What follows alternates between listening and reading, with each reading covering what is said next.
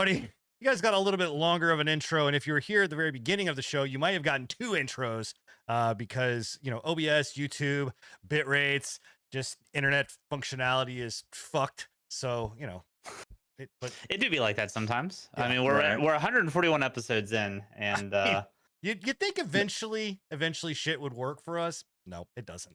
nothing's gonna change. We'll be fine. But you know what? I am extremely happy to say that I listen to a fuck ton of other podcasts and same things. We're not. It's not just us. It's everybody.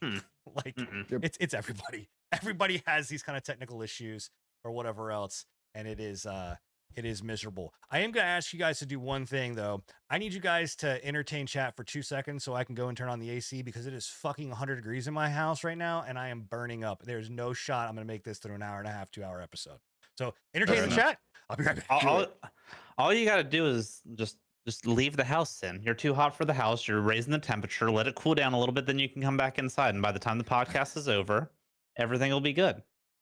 That's all I'm saying. That's all I'm saying. But how you guys been? What'd you guys get into this week? Anything new and exciting? I went to a Renaissance fair. Ooh, oh, wow. First one? First one ever. It was like the biggest one in like Ohio too. It's like called the Ohio Renaissance Fair. So much fun. Yeah, well, kind of. I started as like a peasant and I bought stuff there. So I kind of worked my way to like middle class, I guess. Gotcha. So you went the RPG route where you start as the lowly and you work your way up. I just had some regular linen clothes. That was it. I just went in with nothing and came out with a cloak. I got a belt. I got a little like potion bottle. Did you get any mutton? Any mutton? I did not this time. I wanted to get one of them big ass turkey legs, you know, on the bones. But I have braces right now and it's just been too hard to eat. So next year for sure I'm getting that. I'm gonna be real with you. Those turkey legs, they look amazing. They have always been disappointing anytime I've tried one. No, darn it! I was hoping there wouldn't be something like that. It could just be the ones that I've had, but they've always been like super like. There's been a lot of like tendons and like stringiness to it, and the taste is good, but the texture is usually pretty bad on. I love them to death. Okay. I can't lie. Well, there you go. I love them to fucking death. I did have a Scotch egg. Are you guys familiar with Scotch eggs? Yes. Are you familiar? Are you familiar with a light that you might be able to turn on so that we can see you and not just hear from the darkness? Well, I was born in the darkness. No, I was kind of dark mode, edgy, scruffy today. I could turn maybe a small light on. Can you turn some kind of light on? I mean... There's a comment in this. There's a comment that I would love to say, but I'm pretty sure I'll get fucking canceled for it if I say it. I'll turn the light on. Give me a sec. I'm like multitasking here. But yeah, I got you. But the Scotch egg was amazing. What is a Scotch egg? Somebody explain. It's like a breakfast egg almost. So it's like a hard-boiled egg. Eggs are always for breakfast. That's not true. Well, this one is. That is not true. Yeah, no. This one is actually like it's wrapped in breakfast sausage. You know, like. Ooh. Yeah. So yeah, and then it's like I think this one was deep fried, or it was just fried, or something like that. Fair life. Yeah. And then you put mustard on it, which I found interesting, but it really worked. Tony. Mustard and eggs is classic. I mustard my hard-boiled eggs all the time. So. Yeah. It was a good. Tony, I feel bad for these guys because you know we hail from the South, right? Like. Right. One, we fry the fuck out of everything, and two, there is no one food is only a dinner food or only a breakfast food or whatever else. Nah, that's what we got brunch for, bro. Yeah, it's all over. It's a whole nother world down here, y'all. Y'all gotta venture down past Ohio. Y'all aren't that much further south than I am. What are you talking about? South Carolina? Are you kidding me? There's not. I thought you were North Carolina. Oh yeah, no, and he's in Georgia, so like he's more southern than I am. But he's only 2 hours out. Like it's just saying. I'm like so south, dude. I'm Scruffy. Like did you go darker? Did you go darker? I might as well just put a block up there. There's just who's talking. Enigma is gonna lose his shit whenever he has to. Just keep going darker, honestly, and just like here, let me turn off all my monitors. Oh my just God. go dark mode. Jesus Christ, dude. All right. Well, anyway. Okay. Listen, it's Well, Halloween. I'm Let him be spoopy, Scruff. It's fine. It's not about being spoopy Scruff. It's about the fact that we can't get. We're not. How is he gonna get clips? Scruffy, don't talk at all. There, that worked. That's better. At least so he can see you. For Christ's sake. Yeah, God that's just damn. flashbang. Almighty man, Enigma, it's his fault, not mine. But I just want to let you know that. So, anyway, Wait, do we have Enigma in here? Is he the one making the comments? no, I He just hasn't said have shit Enigma's until voice. just I can now. already hear it. I can already hear him Oh, fucking okay. chiming in, being like, "Motherfuckers, make sure you turn on your fucking lights because we can't get edits and shorts without when you have fucking dark mode." And that That's sounds just like him. that sounds just yeah. Just That's like him, right?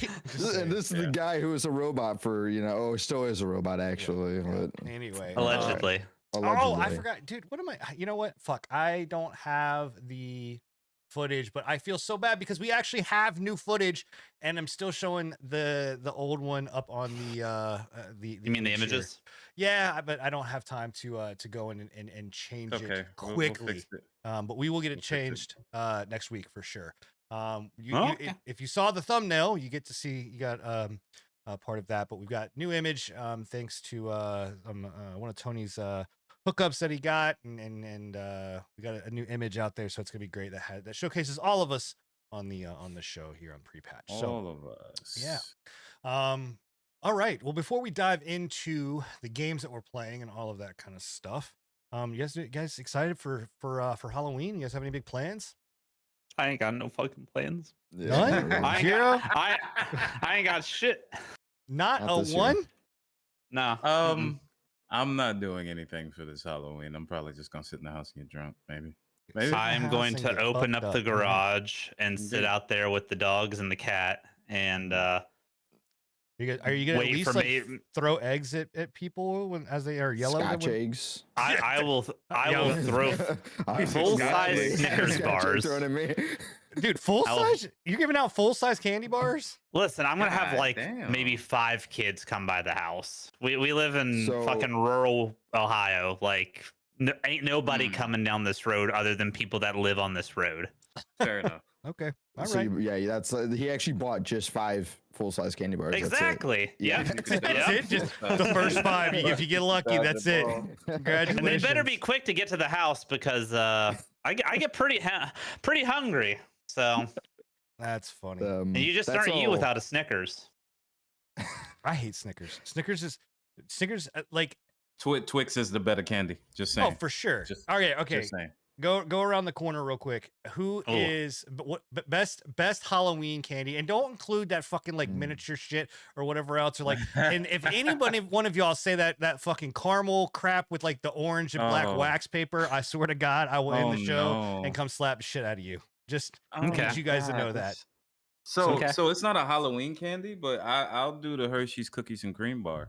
Yeah, Those are that's- fire. Those are Yeah, fire. those are the best candy bars in my opinion. But Yeah. Those Okay. got too much going on for me, but I respect it. What do you what's like? going on? Yeah. All right. So I don't know, but for me, it's a Milky Way, just a classic Milky Way. I've always enjoyed those. Is it just me or Milky Way sometimes tastes like bananas?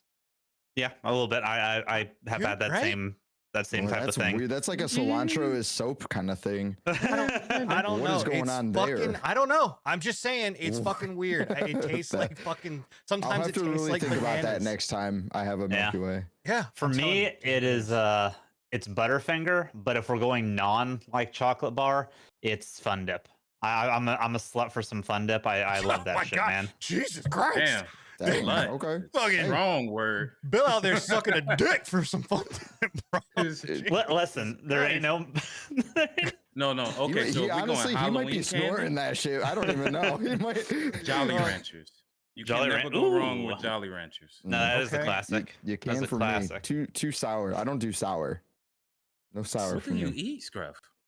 Just bitter. I just eat chalk. I guess I don't know. Like it's. That's fair enough. Exclusively is. dark chocolate. There it is. See, Yeah, Hey, no, let's I go. actually love dark chocolate. what you guys don't Hell yeah. realize is I could give 2 fucks about whatever kind of candy you want. I just need to burn time long enough for me to get Wait, so what was fair yours, enough. Sid? What was yours? Did you answer? No, so I am a freak. I love fucking almond joys. And, Yeah, that checks out. and Mounds? I also and love some mounds, bro. And I So you really, love really, really coconut. love like any kind of like Good lord. good gummy bears. Don't throw those Black Forest fucking gummy bears in my fucking pail. I don't want any. Are you of your talking about damn, like Those Haribo? like bougie No, ones, dude, no. I want ones that are like I hate soft, those like trolley ones are not Yeah. bad. Albanese, or whatever they're Albanese called. are dope. Dude, those Albanese are has really, really a sour gummy bear that's amazing. But yeah, if I get anything that's like tough, like I hate the Harbos that are like really hard to chew. Like those Yeah. are fucking annoying.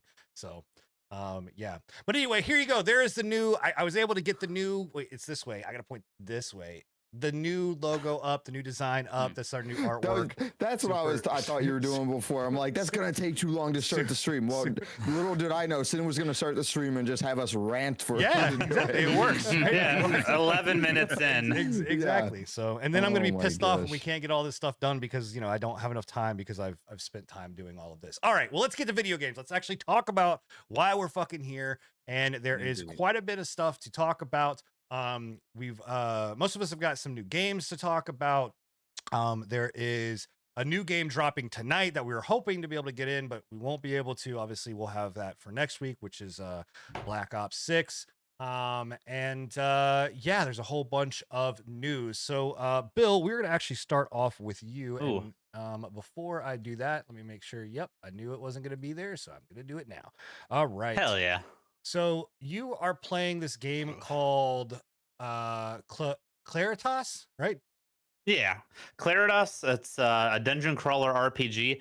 We were contacted by the developer and offered closed beta access to it. So thank you very much to them for giving us this kind of little tech demo of what the game is going to be. And what it is a party building style RPG. As of right now, there's about 20 different characters in the game that you can choose from. They all have different abilities, different Holy shit! like- That's a lot of characters for real. It's actually more Yeah, than I thought every it was gonna be. Yeah. Yep, 20 characters at launch, and they're planning on having more over the lifespan of the game. Each character has 4 abilities that are unique to them. There's no overlap in abilities. Yes, there is going to be some overlap in what they do, like single target damage, AoE damage, fire, that kind of thing. But the characters all fill like different niches, and there's actually some like pop culture references within the characters that I found kind of interesting. Like there's an Ice Queen character that is just totally Elsa. Frozen, yeah. There's Nice. a Thunder Lord, which is Thor. There is a Musketeer, which is a Three Musketeer. So There's a so, werewolf, which is Sin. yeah, exactly. Yeah. So Go fuck yourself. but Just want to say. but so 20 characters right off the rip, which is pretty cool. I've played around with about half of the roster. They all do feel pretty decent, pretty unique. I also really like how the character models look, both in the like sprite form and in the battle menu form. I think they did a really decent job in the artwork on that side of things. Is this so? This is not out yet, right? This is we just No, got no, no. access to Yeah. our review access, correct? Yep, this is review access. They gave us closed beta access. As far as I know, I went to their webpage. The game has been at least had a Steam page up since the let's see. It was back in August is when the Steam page went up. So it's only been live on Steam for about 2 months. There is a demo that you can play of this as well if you are interested. It only gives you access to about 6 of the characters. Okay. But the closed beta access, we had access to all the characters that are out as of right now. I'm telling you right now, dude, nice. I mean, for one, I love like Octopath Traveler, Octopath Traveler 2, Same. all of the old school Final Fantasy like tactics. Well, this isn't tactics, but like Final Fantasy 3, 4, all of that shit, 6. This looks dope as hell, man. Like I immediately, especially when I saw all those lists of characters, I'm like, oh my gosh, this is amazing. Now I will say, I don't know.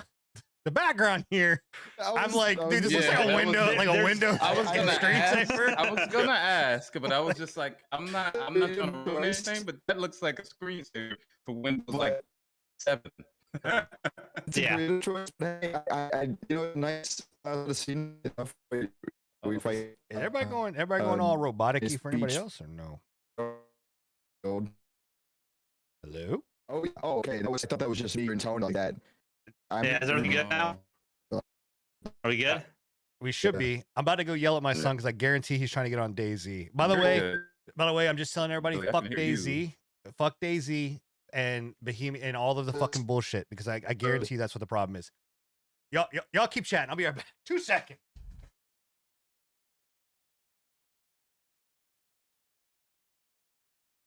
I'm 1,000 ping right forward. Right now. Oh my. What? Okay, I'm back. I don't know what. Are we back? Are we good? I mean, I guess, dude, I'm telling you right now, Mark, I'm telling you, DayZ, if you try to load into DayZ, my son or myself try to go and load into DayZ, it will crash my entire network, my entire fucking network.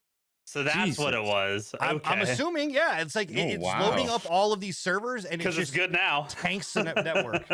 Yeah, so I went in there. I was like, "Get the fuck off of DayZ! What the fuck are you doing?" All right. Okay. Well, back to Claritas. So it is a turn-based RPG. I know, Sin, you're a big fan of turn-based RPGs. Tony, you as well. Scruffy, do you play turn-based very much? I dabble, but I never anything this. I don't know how to describe this. I'm more of the realism kind of turn-based type deals, like the RPGs you play, like Baldur's Gate and stuff. I got you. Yeah, this definitely harkens back to like the old school, like PS2 era Final Fantasies and stuff like that, like the old school sprite art style. There's a level of nostalgia to it that I really enjoy. So as of right now in the closed beta, there's only been 2 maps available. There is the beach and there is the forest. And the kind of loop that this game is giving you is you can swap out characters as you want, like before you go into the dungeon. So as of right now, with having the full list of characters, I can pull them in and out as my needs go. So if I'm going into the forest, for instance, I'm going to want to bring more fire-based characters or stuff that's going to be able to handle like plants and slimes and stuff like that, because there are weaknesses with each of these different enemies. As you can see, I'm fighting water sprites right now, so my Thunder Lord is going to do big DPS to them. So there is a level of strategy to that where picking the right characters for the right dungeons is going to make things a lot easier, and they do level up independently of each other. So like my vampire, if I take him out of the party, he's going to not gain experience, but whenever I bring him back in, he's going to be at the same level that he was at whenever I pulled him out. So okay. So I got a question. That area right before you got into the battle, I saw that all of the screen was black. Are you trying to open up that area like by walking over it, and then it like kind of like a Pokemon battle? That's what I was that is exactly how it works. I'm not sure the level of depth that they're going to have with the dungeon system, but as of right now, the 2 maps don't have any specialized terrain to them, so there's no like pathways. They're just blocks where you're going through, and basically it's covered in fog of war, and you're clearing out fog of war, and there are random events that will pop up. So you're either going to find the boss, you're going to find treasure chests, or you're going to find random event areas. And if you find random event areas, it can be something like you stumble across a soldier's camp, and you can and it gives you like a few different options where you can like haggle for gear with them, or you can join them in sparring and your whole party gets a little bit of experience. So kind of depending on what you need. There's one that I did earlier where it was a spirit spring, and you can choose to drink from it or not. And if you drink from it, it gives you a random effect. So it also looked like as you're clearing it, it's kind of random. I don't know if it is, but it looked like it was random as to where the boss fight was, and so like you might look up. So on there it said, are you ready to fight the boss? So if you didn't want to fight the boss, could you have just said no and then kept like going through and leveling and then come back to fight him, or is it just sure can? Like okay, cool. Yeah, you can clear out the entire map if you want before you come to find the boss. Once you find the boss, you just know where he's at, and then you can walk back to him and select him at any time to fight him. It would almost be I have a feeling that they're probably like this that we're in, and like the testing and beta phase is probably just like maybe testing out the combat, testing out certain things, and then maybe they will populate that area with like different terrain or whatever else. But even if they didn't, I think it would be kind of cool to almost RNG that, right? To say like, hey, like you're going into a fully Fog of War map, and you're just kind of clearing it, and you don't know where the boss is at, and maybe you have a chance to level the shit out of everything, and you're able to fight them and do well, or maybe the RNG luck isn't in your favor, and you're kind of having to go in with an underleveled party.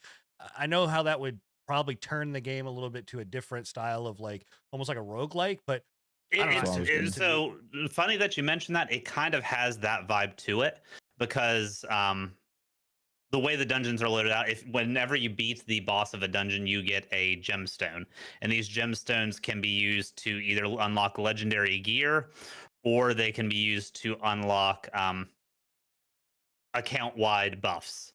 So, like cool. For this one, it unlocks an aquamarine if you beat the boss of this dungeon. You get 3 aquamarines, and you can turn it into into a legendary staff, or you can turn it into a party-wide buff where you get increased fire damage for any character that you have equipped. So if you bring a fire team and you have that buff unlocked, they're automatically going to be doing more damage just based on having that buff unlocked. That's a permanent stat boost, like a permanent buff? It's a permanent buff, yes. Once you unlock it, it is account-wide for any of your characters that bring in that benefit from that stat. So it does kind of have that vibe of go in, do the run, and benefit from whatever you get. And you can get gear pieces, you can get potions, you can get gold and stuff from the chests. The random events can give you different gear pieces, and that will affect all of your stats and stuff depending on how you want to build out your characters. So it's really got cool. A bit of a roguelike element to it. I'm telling you, I really feel, and maybe I don't know how you guys feel about it, but I know that there are games that are out there, and like turn-based is still a thing, and whatever else, but like I really feel like this is such a missed opportunity right now. Like I feel like everyone's trying to go so like super pretty, super like I mean, again, Final Fantasy VII Remake, like obviously I understand their choices there, but like there is something about this that just like immediate, I mean, again, for me, and it's a nostalgic factor, but it hits, man. And I'm just like, dude, I would dump so much time into something like this because I think it would be cool. And it's funny that Enigma in chat actually says, I bet it would go with PvP, like mocking me. But I'm gonna tell you right now, like, okay, hold on. Let me cook. Hear me out, right? Okay. So think about it this way: almost like not necessarily a BR, but we have not seen a like at least that I know of, a turn-based tactic style BR game. So you could literally didn't we? Where? Didn't you actually like play a demo, or Enigma played a demo of one? Well, if you're talking about that one, no. I'm talking about like I'm talking about like this, where like, okay, imagine this, right? The entire map's blacked out, and you're loading in with, you don't have to say anything kind of crazy, right? Like let's just say like 20 people, 30 people, or whatever else. And then you go in and and the entire map's blacked out, but you're like going through and searching through, and you don't know when you're going to run into somebody, and you just happen to run into it, and it's an actual person, and now you're battling it out, and then you're going forward. I'm just saying it could work. Like it could be a thing. Yeah. Honestly, it could be a thing. And with this game and the level of customizability, the only thing that's not really customizable is the skills that your character has.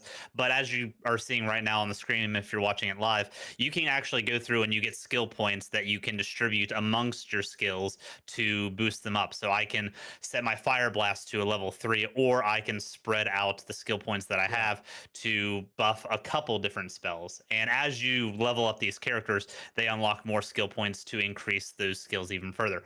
On top of that, there's gear. The gear, there's 4 slots for gear. It's not like a weapon slot, a helmet slot. It's any 4 things. They're more like relic slots in a traditional Final Fantasy game. So you can customize them out pretty easily there. And I wanted to go back to what you were saying about it is nice and refreshing to see a game like this come out, like where it does kind of go back and it's not super flashy and next gen and all that.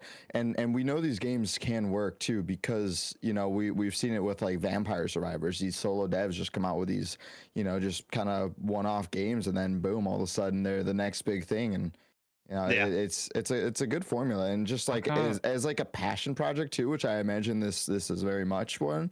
It's I see nothing wrong with it. I kind of feel like a lot of game developers are getting away from turn-based combat because they're trying to, like you said, follow a formula. At the end of the day, like, I always enjoyed turn-based combat. When RPGs turned over to like that free form, I don't mind it for certain games. And I think we started going down that path with Kingdom Hearts. Right. When Kingdom Hearts first dropped, it was open, comparable to its what they were trying to base it off with Final Fantasy and everything. I feel like they didn't want to turn based anymore, and they saw how well Kingdom Hearts did. So that's when they started just pushing out these open, like the Tales Up series, like just open art like combat. I'm digging this. I'm probably going to at least try this out because I loved Octopath Traveler 2. God, and it was so good. So this is something that might be up my alley. I know for some people they're looking at it and they're like, this is different for me. It's not my style of game, but give it a shot, especially when it's if you enjoy turn-based, I say give certain games that are turn-based a shot, just off the premise of it being turn-based. You never know if you might like it or not. This right here, like, again, if you're watching live, by the way, we're live on YouTube and Twitch, but if you're watching the VOD, like this is it brings me back to so many old school style games, right? Like, you have the dungeon crawler, right? Like, you have like the choose your own adventure with like almost like that story, like story based kind of thing, that's cool. Oregon Trail-esque, being like what happens here, what goes there, like text based RPGs. It's just like, and even this background, I will say, is a little bit better than the beach background. The beach, like I don't mind this one as much, but like even that, like I don't necessarily think like, okay, cool. It doesn't have to be anything crazy. Like I love the look of it. I love the way that the combat system is. Like I'm loving this. Like again, just everything screams nostalgia. And from what it looks like, and you're the only one that has played it. But I'm assuming it feels good to play. Like the combat system, all of that feels really, really strong. Yeah, it's fun to mix and match, and I think that's what this game is really going for, since as of right now, I don't know if there's plans to be a story aspect to it, or if it is just like a loot grind and like XP grind, like a power fantasy style game. And Sin's out, so. But it's definitely good to play. It feels really good to mix and match things. There's some OP combos of characters, like you can do a full AoE buff team if you want. You can do like hyper single target DPS. You can double down on elemental damage if you want. A lot of variation that you can do with it. And there's a bounty system in the game once you clear out your first dungeon, where it'll give you like XP or gold bounties for going back into dungeons and clearing out so many of a type of enemy. So there's a lot of incentive for the replayability, which I think this game is going to thrive on. The only thing I'm really wanting to see from it is more characters, and I'm really interested to see what they end up doing with the final games version of the maps, because for me personally, I'm not the biggest fan of the big open square that's covered in fog of war that you need to clear out. I'd like to see some variation and some terrain in the map. I do like the random events. I do like the random loot chests. I think all that's good. I just like to see some more maze-like aspects added to it to increase the exploration. It definitely leaves something to be desired there. There's a lot of open space that could be very well used. Oh, for sure. If done correctly, yeah. Especially if these dungeons end up going across multiple screens. Like you get to the edge of a screen and it goes into another one, like having different segments to these levels, which I don't think is that far off. Do you get a cool little jingle like you do in Pokemon? You do. When you get I knew it. Absolutely, you do. Absolutely, you do. Nice. But yeah, that's Claritas. It is in early demo access right now. It is expected to be released January of 2025. It is going to be available on PC, Mac, and mobile. Yeah, and Linux. Linux. Okay. That's what Enigma's saying. Yeah, no, Windows, Mac, Linux, that's and Android. That's awesome. So that it's is awesome. pretty well going to be on everywhere but consoles. If you're interested in it, like I said, there is a demo. You can play up to you can play 6 of the characters that they have unlocked now. Full release is going to have 20 plus. So Dude, I could see people sinking a lot of time on their phone with this too. Like this being a good mobile game. Yeah, I for foresee that sure. being a big deal. So awesome. Well, there you go. That is like Bill said, that is Claritas. And thank you to the Studio Play Claritas for the beta access. Yep. Much appreciated. And one thing I will say before everybody in the comments is like, oh, you're paid to say all this or whatever. They asked for us to give honest feedback, and that is what we are giving. They knew that we were not going to hold back. So appreciate the key, and this was our honest, true, unadulterated feedback for the game. So never ask me for honesty, Ubisoft. I'm telling you, please. Well, it's funny that you bring up Ubisoft because we're about to talk about an Ubisoft game. So Bill, you've been playing the new Rainbow Six Siege update, or well, at least I guess the horror event that's going on right now, the Halloween event. Yep. They brought Doctor's Curse back. Is that the same one as the past years, the hide and seek? Yep, hide and seek. Okay. Attacking team has to go through and smash with hammers. Defending team has traps and invisibility to run around and try to evade them for the set period of time. So anything new there? Scruffy, did you really think that they were gonna do something different here? Like, well, they've changed it up a little bit. They always do little tweaks. But did you expect a full blown different mode? Like, come on, man. Just had to ask, I guess. Well, this is a fan favorite, so I can understand them not getting rid of this one for the holiday season. It's something that people really look forward to. One, because it's the old theme park map, which isn't available in standard play anymore, which I personally very much enjoyed. And 2, they do continue to evolve it. So there's new characters that they added with new abilities in this one. They also, I don't know if any of y'all played the Doctor's Curse event last year. There was a horrible defense strat where there's a room upstairs where everybody would just bunker into that room, set all of their traps in the doorway, and the attackers almost couldn't get in there if the defense team was well coordinated enough. They've blocked that room off. You just can't get in there anymore. So it's actually a fair level playing ground at this point. So that's cool. Like I said, they've added some new characters with new abilities on both the attacking and the defending front. A lot of new gadgets and stuff. Deimos is in there, so you can solo track people. They think they added Nook. I don't remember she was in last year, but she basically has the invisibility and super speed like the defenders do.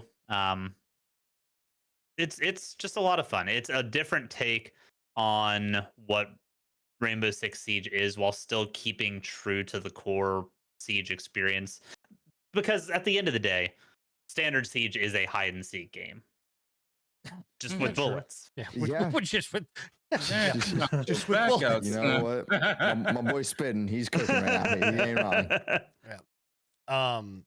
Yeah, I don't know how you guys feel about games, like especially games as a service games doing these like individualized holiday events. I think they're fun. I think they're a blast. It kind of breaks up the monotony. It gives you something to look forward to during the holiday season.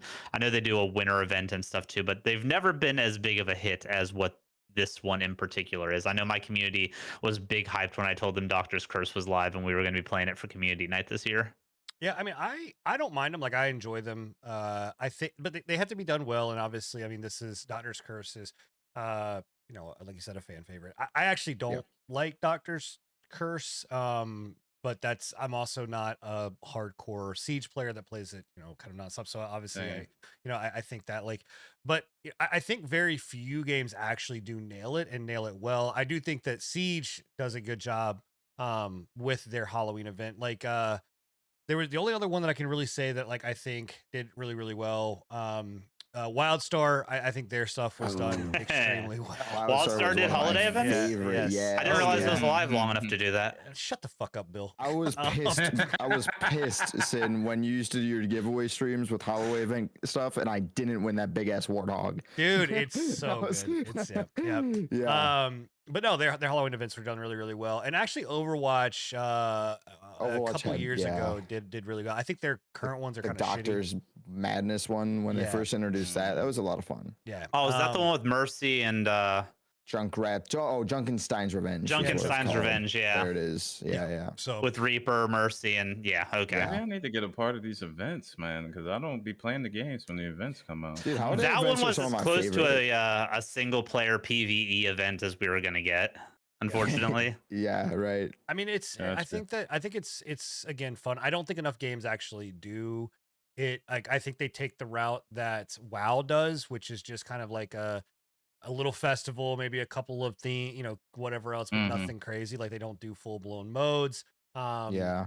I think that especially like with if Monster Hunter, I don't know, again, Enigma, Tony, you play Monster Hunter as well. I don't know if Monster Hunter did it, but like to me, I think having like a Halloween themed like monster that you're tracking, some kind of like pumpkin vampire shit, like I think would be To really be cool. honest, I don't know if they did any events like that. I probably missed out on those, but it sounds like something that would be really nice if they added to the new.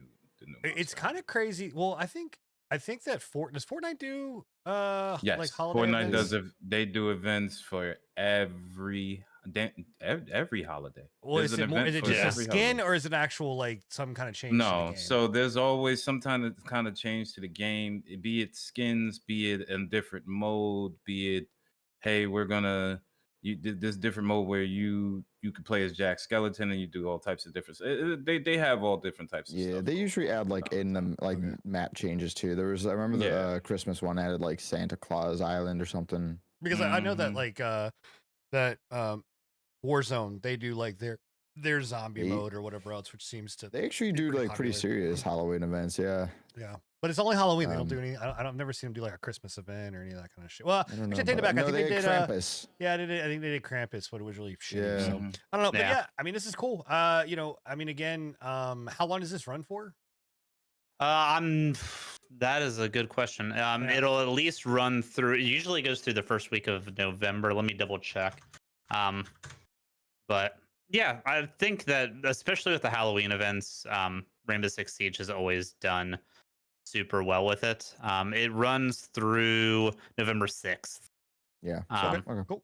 And this, other than the infection event or the outbreak event that they had originally, this has always been my favorite game Did they mode do any? that Did they've. they do any put out. other events like Christmas or anything?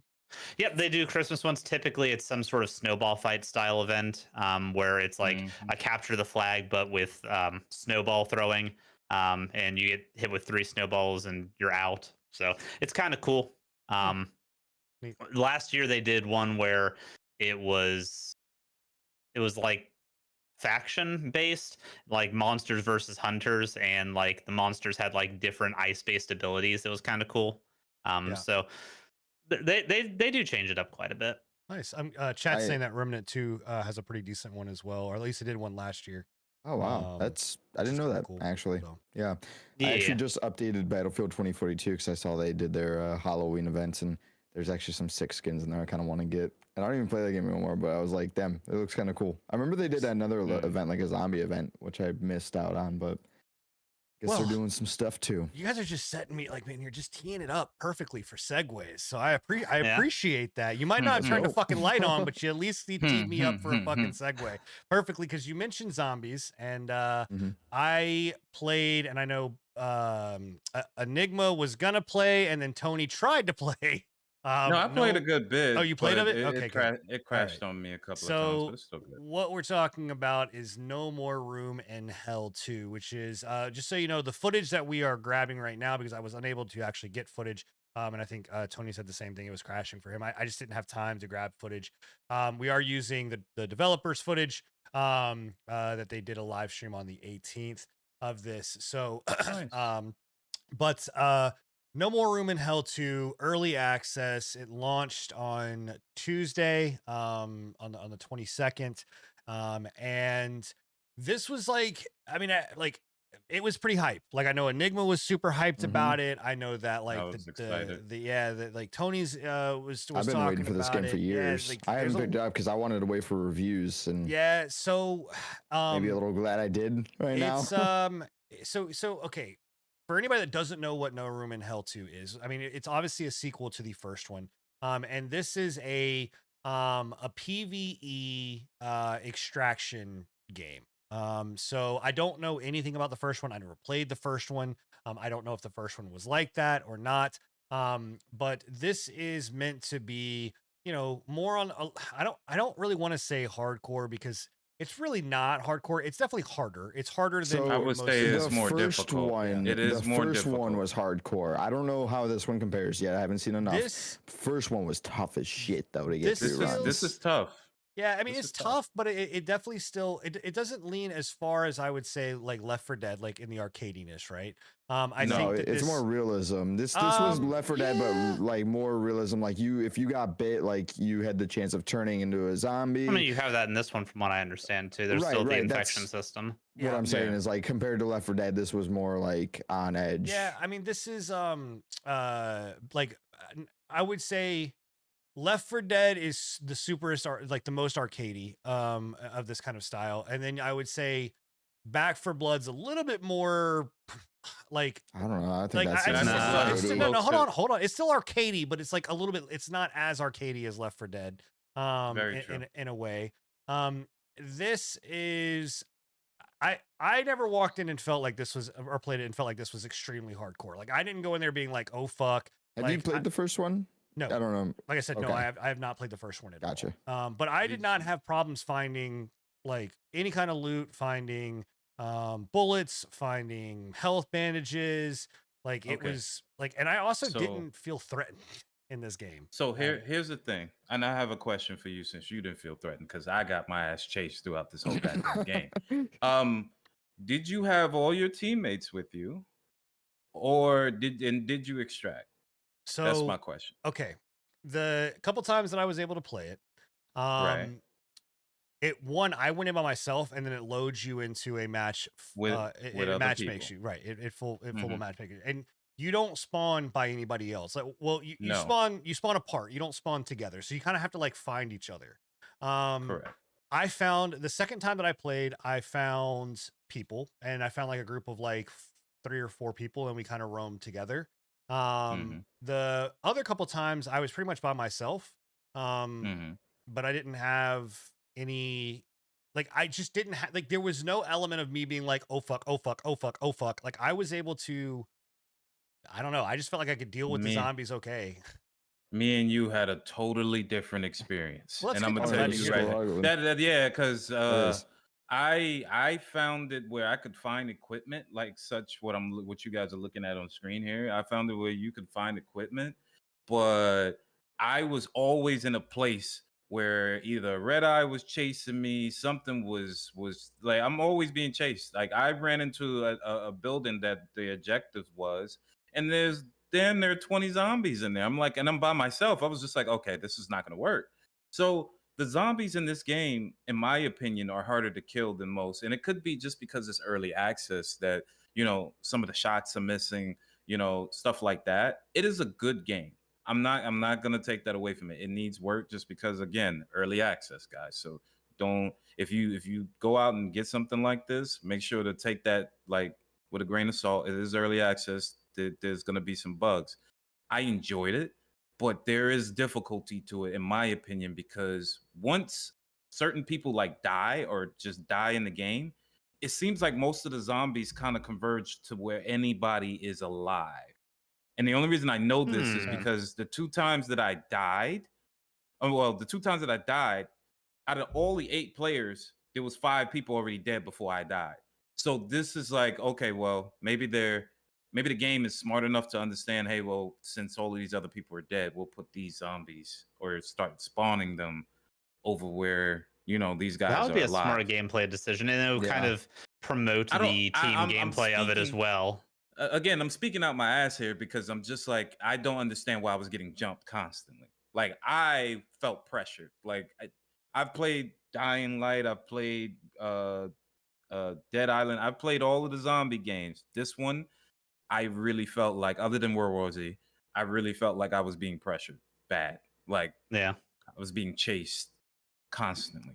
This gives me like 3D Project Zomboid vibes, like hardcore. For sure. Yeah, I can kind of see that. Especially with like the hardcore infection mechanic and that kind of shit. Like, yeah, it's a bit less of like the looter, agree. but I mean, still just more of like a survival, get in, get out kind of. So I kind of agree with Enigma though. It does feel like it wasn't ready to be released. Like it has moments like when you shoot a gun, the weapon is kind of out. Like you can't even aim the weapon sometimes because the weapon is.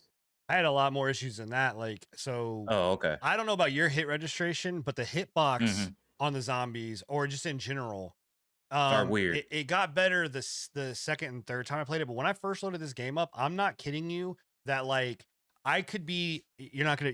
I'm gonna go like quiet because I'm getting far enough away from my mic. But I'm literally like back here, and I'm swinging, and I'm hitting a zombie, and like I'm nowhere close to the fucker, like nowhere close to him at all. And he insane. And likewise, like I would see somebody like 20 feet away and he would swing at me and I'd get hit. And I'm like, what the hell is going on there? Yeah, sounds like the game's kind of factoring where you were and not where you currently are. Like there's some desync. Yeah, that's what that sounds like. I do love the concept of this game though. Like no, I think it's cool. I love this concept. If they can work out these bugs, I am more than happy to play this a lot because it has replayability, especially if you incorporate more maps. Like 8 friends, just being able to jump in and just go to town on all of these. It's really a nice game. I just feel like they kind of this early release they need to fix these bugs. They even have a roadmap. So I got a question about the infection system. If you get infected and you change, do you control the zombie or do you just like lose control? No, of your you're character? just dead. You lose control. I think you can spectate your zombie in the first one. I think you could, or you could like see it going around, but yeah, it kind of had a mind of its own. I mean, that'd be cool if you could end up controlling the zombie and stuff like that. Yeah, it's like I could see maybe that would make some griefers, but. Well, what's kind of cool about it there though is I will say like I had a person turn on me and we were partied up and before we jump off of the game I do want to talk about the partying system because it's a little weird but like did he let you know he was infected? Well no, well I don't know, but all I know is that we were together, we partied up and then we went down a hill. I took a little bit of damage because we jumped off the edge, and I, bandaged up. But then I hear, and I look back and I'm like, all right, homeboy's dead.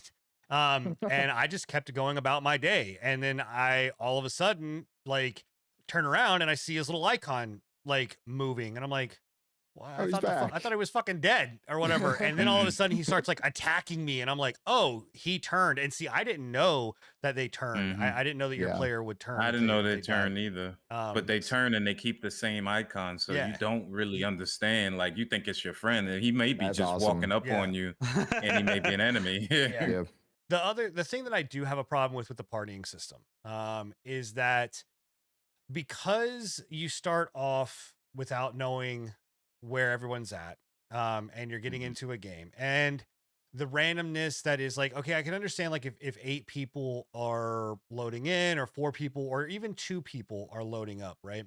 But I almost feel like they should take an element out of like DayZ or whatever else where it's like, hey, like you don't know who these people are and I get that you're trying to get out and you're trying to complete these objectives, but like there's no.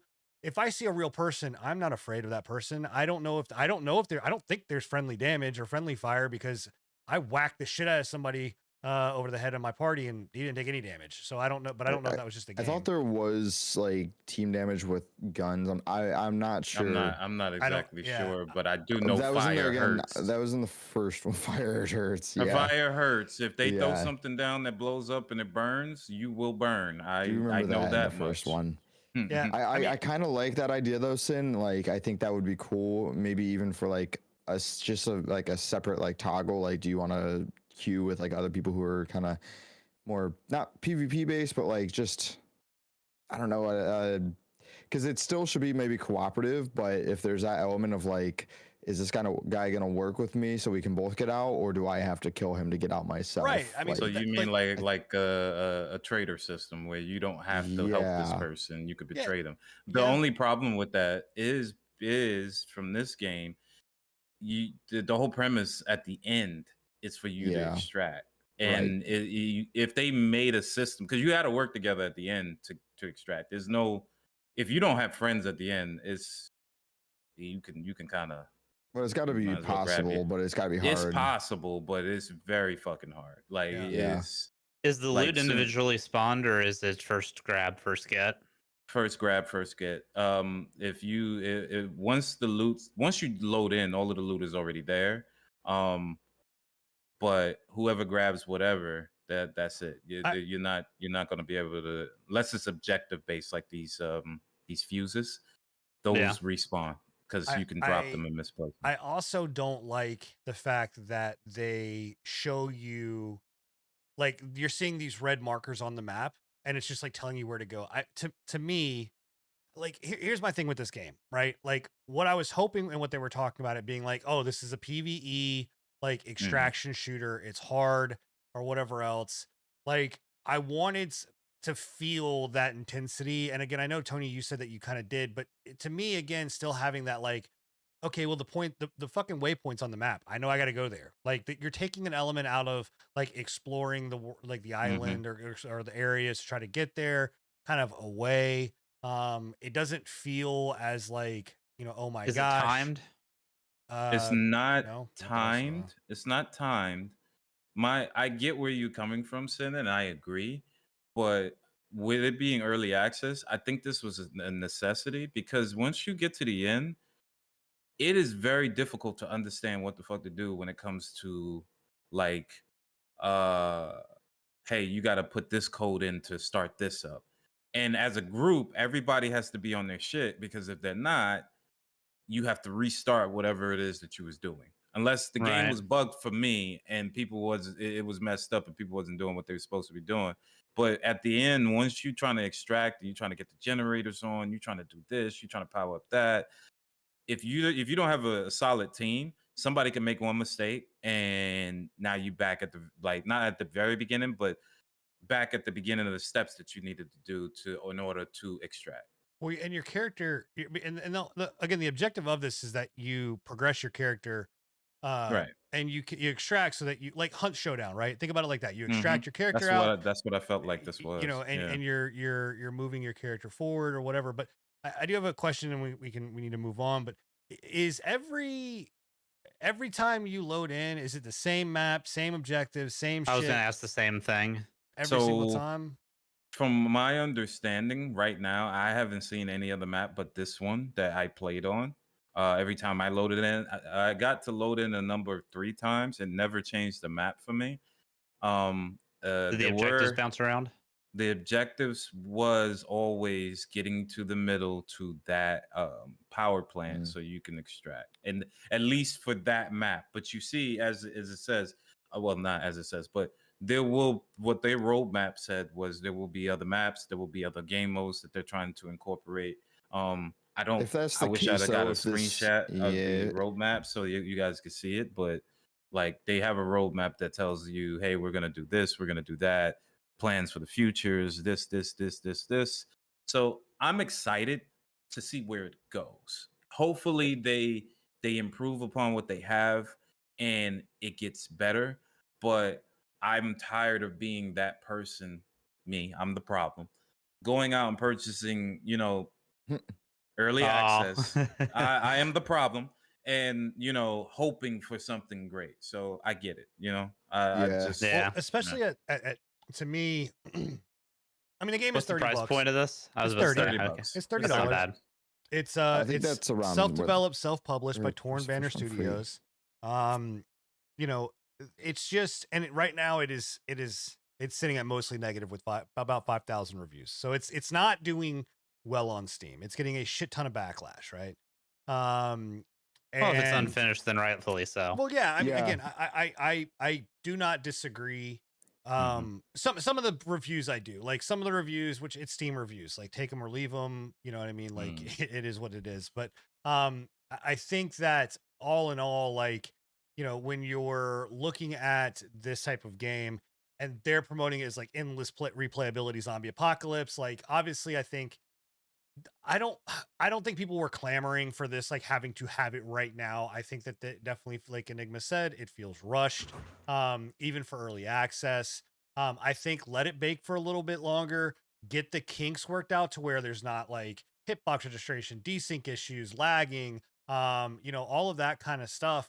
And I think, then you release, and yeah, there's maybe not a whole lot of content right out of the gate, but that's a lot easier to swallow on early access than it is. Although I also think they should have released at least with like 2 maps at minimum. That's what I was gonna say. It just seems like it's low on content for release. Yeah, because even like when you release with just 1 map, same objective, if that is the case, I know we haven't had much playtime, but yeah, that's just gonna delay. Like people are just gonna get bored of that, and especially if the map has no variation to it, if it's the same objectives every time and stuff like that. And again, it's also like I said, because you make it so easy to know where the stuff is, like where the objective is, like you're taking out a huge element of just being like, hey, like you don't know what's going on, you don't know where you need to go, you don't know what the objective, like maybe even the same objective, and you do know what the objective is, but you don't know where the fuck this where the parts are because they're going to randomly spawn in different places. Like you could do all of those things to elongate it. But by not doing that and giving you very like to the point what you need to go do. I'm shocked they didn't do that though, because I do think the first one did that, like randomized, like at least spawns to like key parts and like puzzle pieces. But yeah, no, I'm a little, I guess, disappointed that they didn't go down that route in this one, and like you said, like the markers and everything. So anyway, because the first one you had no direction, from what I remember. It was like a free for all. You just were wandering until something clicked. Yeah, I can see both sides of the coin on it. I understand there's the hardcore audience that would probably enjoy that kind of thing. And I don't know what audience this game is particularly trying to cater to, but I do know by going that direction, they were probably going to phase out some more casual players. Like zombies, Billy. Yeah. I mean, it's to me the Dead Rising, right? Like the that again, that's a little bit more goofier, but I get a very Dead Rising feel out of this too. When I'm looking at it, look, I get a lot of Dying Light from this. Yeah, here's what we'll say about it, right? Like it's in early access. It's by the Chivalry team. I have hope. I think they'll get it ironed out. I think it'll be good. I would say right now, $30. It's not 40. As long as you know what you're getting into and you understand that there are kinks, there are bugs, this is early access or whatever else, then hey, I'm not gonna say that I'm not happy with spending $30 and getting a buggy ass piece of shit, but I'm okay with like saying like, hey, as long as I believe that they're going to work on it, which I do think that they are, then you're making an informed decision to spend 30. It could have been 40. It could have been 50. That's not a good argument, but I'm just saying it could have been fucking 40 or 50 bucks. It could have been more expensive. You're not wrong. I was actually unaware that this was the Chivalry team picked this one up. Yeah. Yep. This was this wasn't originally them, so they must have picked this up after the first one. So, and that's why I do honestly have hope. Chivalry, a very popular game. They still do updates for both Chivalry 1 and 2. So I have hopes for that. Definitely a new genre for them. Yeah. But now I just want to see them combine it. Give us like Chivalry Zombies, dude. There we go, right? Crazy. Awesome. Yeah. All right. Well, you guys didn't get me a good segue for this one, so I'm just gonna dump right into it. Just a fat ass dump. This is Metaphor ReFantazio. Oh my god. I'm so excited. Dude, Tony has been gushing about this game. The internet has been gushing about this game, and I'm so excited. I own it Are you being because serious, I got a key. You sound so not excited. No, I'm really Tony's excited about voice. this game. I'm serious. Like this game is really good. Okay, so before we get into it, guys, I've heard this is like one of the top 10s of the year. Like if you consider Astrobot, Wukong, like top tier games of the year, this goes right up there with them. And I have played all of those games, and I have to say, man, it's between Wukong and this for me. I might give it to this for game of the year. Hell yeah. I really, really enjoyed this game so much so. So what I'm about to say to y'all, I've been playing this game for over 70 plus hours now. And stream, he ain't even let y'all see it. How about that shit? I didn't because I've been enjoying this. I kept it for myself. I was selfish. This game is I can't gush enough about it. I've never played a Persona game in my life. I just wasn't really into the Persona series. I'm one of these people that play a lot of RPGs. I played Tales of, I played The Legend of Dragoon, I played Final Fantasy. I play RPGs. This is different for me because I've never experienced a game where you had deadlines to do something in an RPG. This is like a calendar. Like there's a lot going on here and a lot of story. The battle system, the archetypes, everything from the beginning to the end, it's like an anime and a game. You can't not like something like this, man. And it's I accept when you're traveling in this game. When you're traveling in this game, everything you have to be cognizant of your time. Like from afternoon to night. People give you quests. If you don't complete it within a certain amount of time, you could fail the quest. The dungeons are nice. The graphics are nice. I'm a little further into the game, so probably what you're seeing, close your eyes for you guys. No spoilers for characters, etc. But I enjoy everything about this from start to finish. Hell yeah, dude. The enemies from the end, like, you know how we'll go through games, right, and we'll see enemies from the beginning of the game and then be like, oh well, that's another, and then get to the end and you see another enemy that's a variation of the first.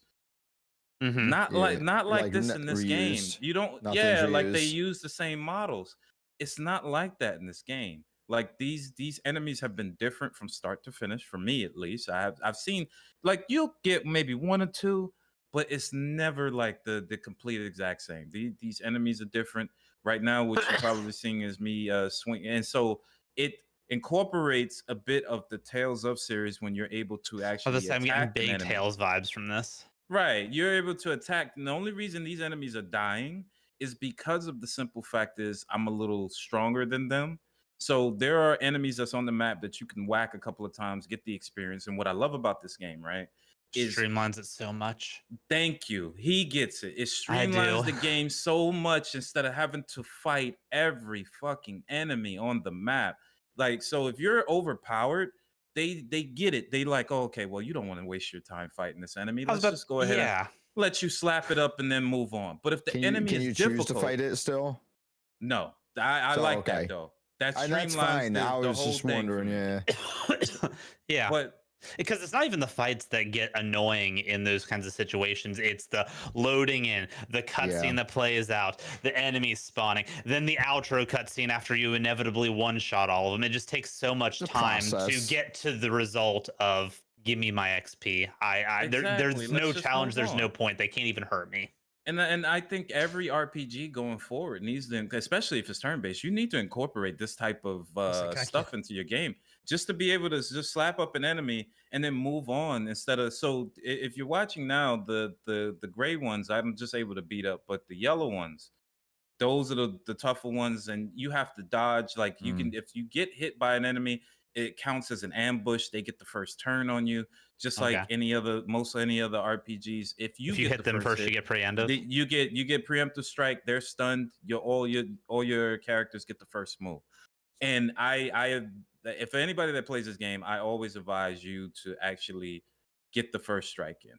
It's imperative that you get the first strike. But there's archetypes of mages. You got a brawler, you got a warrior, you got like anything from a debuff character to a summoner. It's so good. Enemies have weak points. What's up? If you have never played a Persona game and you like this, like Persona is a little bit. You need to go play Persona 3. I'm considering it. Or now. 5. Or 5. Yeah, 3 or 5 are the two.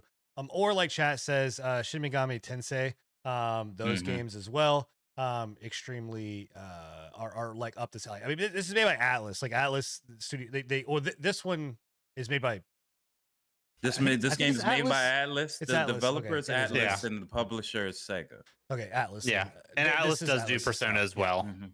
Yeah, because all of this screams at like Persona, like the UI system, all of that kind of stuff. It screams Persona. So It is, but it's a little bit more on the mature side, right? Like this is very. it takes listen, like because a lot of this the is Persona dark. games are like set in like high school settings and stuff Yeah, like this that. is- Yeah, this is not- there's a ton of mature content in them, but it's set more in that like high This schoolish one area. This is more fantasy. high One is fan, very- like pure high fantasy, right? Yeah. Very, very high fantasy, very dark.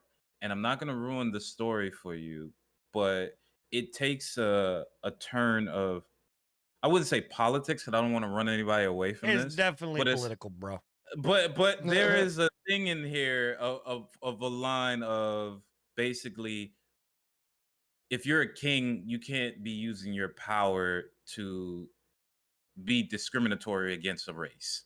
And I love that aspect of just getting into the whole, okay, well, we're trying to fight against the fact of we want to include everybody, but at the same time we want everybody to understand that there's a hierarchy. Well, yeah, I understand that. yeah.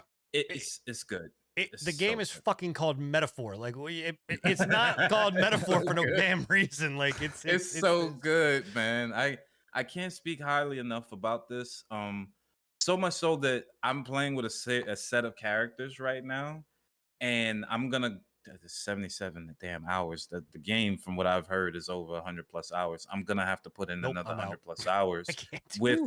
with another set of characters when I get the chance, because What is the- I'm loving. What is What's the up? Gauntlet mode? Because I've heard something about like Gauntlet. I or whatever else. haven't. You I gotten haven't that? even. Okay. Haven't even gotten that. There's and I'm something with like the 77 hours in. Gauntlet and like being able to like move up. And again, it goes into the whole hierarchy of like, you being like, below kind of and Mhm. fighting the kingdom and all this other kind of stuff. I mean, for God's sake, like again, it's not like there are political undertones with this, but it is literally the You will bad guys. I enjoy think this are game. called humans, right? Like aren't like Yes. they. Yeah. So I don't want to. I don't want to spoil it for anybody.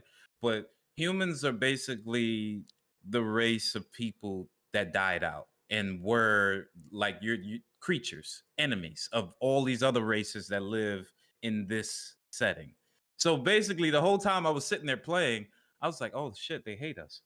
Like it was so like it's that realization, like, oh shit, they really hate us. Like they talk about humans like we're beneath them, they're trash, shit like that. It's you oh man, and there's so much anime and exposition in this, like, and I'm an anime fan, so I love shit like this. The cutscenes are really nice. The dialogue, your main character speaks. You know how some games you play RPG and the main character's silent, but Yeah. your other character. There's a lot of dialogue in this game. You get close to the characters. The characters have their own problems Each and character does. Like backstory. each character like actually has their own voice lines and shit.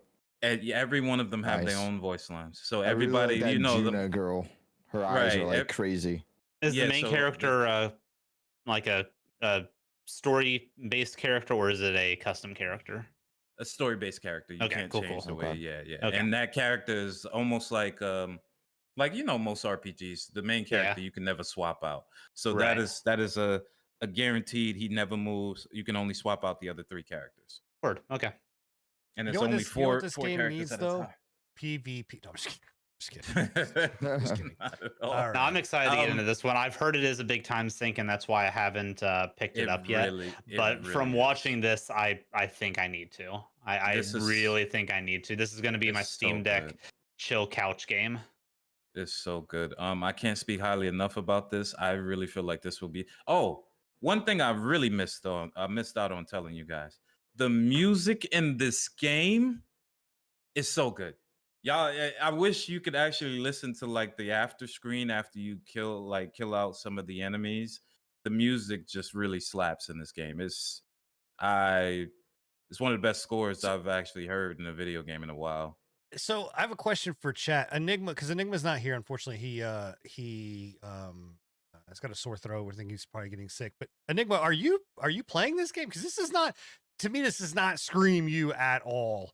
So is anybody can anybody confirm if Enigma is actually playing this game? He is. Yeah, Enigma's playing this. Yes, he's playing this, and he loves it as well. So is it just me and Scruffy? Are you playing this game? Am I the only fucking one not playing this game? I might be playing this game soon. No, I'm not. I'm not playing this game. Okay. I would love to get into these games, but I just don't have the time sink. Not right now. Okay. The problem is I know that there is an exorbitant amount of There's a lot of story. And I'm just like, it's intimidating. Like the not even just like this one. I know like this one probably is a standalone from any other, or was there any other games linked to this one? This is this is its own thing, its own game, gotcha. And this is probably why I enjoy so much because I've never. So yeah, I would probably if out of any of them pick this one up, or like you said, maybe some of like the Persona 3 or 5. But with Persona, it's too intimidating. Well, none of them are connected. They're like Final Fantasies. Like there's similar themes, but they're not directly connected. Gotcha. God, dude, it's so much exposition, and it's just like, I don't know. But anyway, okay, cool. Well, it's Metaphor, ReFantazio. Again, I know that it is being touted as being like one of the games. It should win the game of the year. My opinion. You. My opinion. My opinion. You. I'm just saying this game. I'm not saying this game is bad, but god damn it, I do not think that this game deserves game of the year. Now, granted, with that, I have not played this fucking game. I have not cracked this game. I don't even know what the start menu looks like. But you're being weird, man. You're being weird because you're always like, god damn, I want the turn-based RPG to be back at the forefront, and then we get an amazing turn-based RPG, and you're like, fuck it, not game of the year. I don't need all the story. It is garbage. I didn't say it was garbage. I'm just saying I don't think it deserves. You don't need all the story. I thought like these old turn-based games were the story. Like those were like. That's what it was. Dude, Little Sin used to listen to the story, but Little Sin got exposed to the internet and the power of multiplayer and was like, fuck it, I don't need story. Just tell me I gotta beat the shit out of this guy and send me on my merry way. Like, sounds like Little Sin's trapped deep down inside and he can't get out, and this old Sin is just. I mean, there's a little Sin in all of us, and if there's not, we can have one. I'm just saying. All right, I'm with you though, Tony. I think it has a good shot of being. It'll get nominated.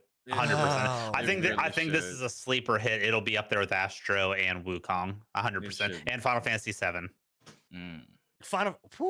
Okay. You know what? Okay. Man, we're getting close. We're getting close. 2 months. We got like a little over. Well, not even 2 months. Like a little over a month, and then we get to have Game of the Year discussions. This is gonna be hot, and I'm super excited, Tony. As this is gonna be your first inaugural Game of the Year pre-patch Game of the Year discussion. So get ready for that. It's a brawl. It's a discussion, man. We throw some slobber knockers around. Okay. Fair enough. That is all of the games that we've been playing. So now we're going to move on to the news section of the show. And we got quite a bit of news to cover, and we've been talking about Game of the Year, and I really want to know, do you guys think that Nintendo's possible MMO might be it? Because Nintendo Switch has been doing a play test with about 10,000 people that they are on. They're allowing online. You have to be part of like their I think like their you have expansion to have pass subscribers. Expansion pass, right? Like it's like their higher tier or whatever else. And they're only allowing for 10,000. There's a bunch of rumors, speculations of like what this could be. Some people are thinking that it's going to be like another 99 game. Other people are talking about that it's going to be like a way to make their online systems better. We can hope, man. The rumor that I am actually going down, right? The one that the thread I'm pulling on the most, as I really do actually think it is an MMO, and I actually think that it's an MMO that is either based A, in the Pokemon universe, or B, an MMO that is based in the not Zelda. Fuck, no. Squid, the fucking squid shit. What is the Splatoon? Splatoon, an MMO based in the Splatoon universe. That's just crazy thoughts. It could be not in either one of those, but I just the rumor is that it is an MMO. So my question with this is, would you play an MMO on the Switch? Not with their netcode. No, absolutely not with their net code. They can't. They can't handle Pokemon online. You think they're gonna be able to do a competent MMO? The only games that they've given a shit about online wise is Splatoon. Those are the only games that are like, no, I don't even want to say 100% functional, but like Smash modern Bros. day functional. Smash Bros depends. I still think Smash Bros is it's client to client based servers, right? So if you're playing against somebody across the world, and it's still going to be a laggy fuckfest. But I've had, yeah, you're right. That's fair enough. If I just went into a random match, it has been okay. That's fair enough. Yeah. Yeah. As far as their stable Nintendo servers go, they're garbage. Any game that's been using stable Nintendo servers has not worked, with the exception of Splatoon. So what about? I know we're going a rabbit hole, but what about Mario Kart? A Mario Kart MMO? No, Mario Kart stability. I've never played Mario Kart online, so I can't speak to it. You might be cooking. Mario Kart MMO might be like... We're going to take the crew, and we're going to take Need for Speed and Mario Kart and slam them all together. All right. I don't know if they're making an MMO based on one of their IPs. I actually, for some reason, think a Mario IP might not be crazy. It might be kind of cool. My biggest concern is they do an MMO. If you make your own plumber or what. But hey, I think that'd be. I mean, they have like a pretty like decent like they have like the open world Mario games, right? Or semi-open world. Like they have a decent like structure that could possibly do it. I don't know. I think if there was any IP, that one probably would pique my interest the most. Yeah. My biggest concern is they make an MMO, take features from other MMOs, and then copyright them for themselves. Well, so here's the other two threads that are being pulled, right? And then we'll move on after this. But one of them, and it's a far fucking rumor, but one of them is WoW.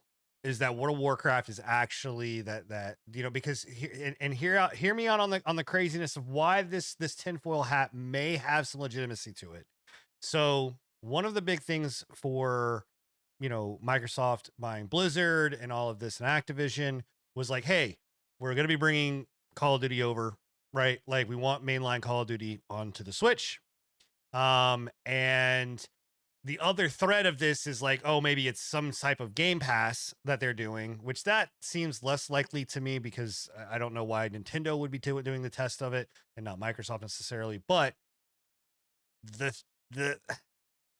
I think that it could be something like WoW could happen on. I mean, you can run one around on a fucking toaster at this point. Like WoW could make its way over to the Switch. I don't know if it would. I don't know if it I don't know, but it's just another one of the just because you can doesn't mean you should. Well, there's a lot of fucking things you shouldn't do. I mean, I feel like Nintendo should be working on their fucking net code, and maybe that's what this is. Maybe this is like them fucking working on their net code. They need to so bad, especially if Switch 2 is going to be coming out here soon. Yeah, I was going to say this could all just be test for Switch 2, for sure. Yep. Well, you want to know what it's not a test for? A new Killzone game. Rip. Yeah, this was not a PP predict. This was the opposite. I called forever ago that Sony needs to lean into the Killzone franchise and have an actual competent FPS to compete with Call of Duty and all that stuff. And apparently, they took that advice and flushed it down the goddamn toilet. Yeah, this news is coming to us from Game and Phineas. But Guerrilla Games confirms that there's no more future plans for the Killzone franchise. This hurts me, man. I'm actually really sad. I enjoyed the first couple Killzones. The more newer ones, how many have they had? They had 2, 3. How many Killzones has there been? There's been I think 3. I think there's been 3. Okay, I know here we got Killzone, Liberation Day, Killzone 2, Killzone 3, and then Shadowfall. So Shadowfall I did not like. Shadowfall was miserable. 4 mainline ones and then a few spinoffs. So the fourth one was trash. I did not like Shadowfall. That one launched with I think the PS4, and it was not. Shadowfall was good as hell. I did not like Shadowfall at all. I loved Killzone 1, loved Killzone 2, Killzone 3 was kind of whatever. 2 was peak. 2 was peak. Oh yeah, no, for sure. Yes. I think I think this is sad. I don't know what Guerrilla Games is actually working on now. Like, I don't know what their what their whole franchise is being pushed on. But I'm surprised that, especially with kind of the downfall or downturn of Call of Duty right now, and it not being in a great area, Sony really does not, and because Microsoft just bought, and now officially owns COD, like, it's kind of surprising that we're not seeing a Resistance or a Killzone game somewhere in the pipeline here. Sony needs a shooter. Destiny ain't it.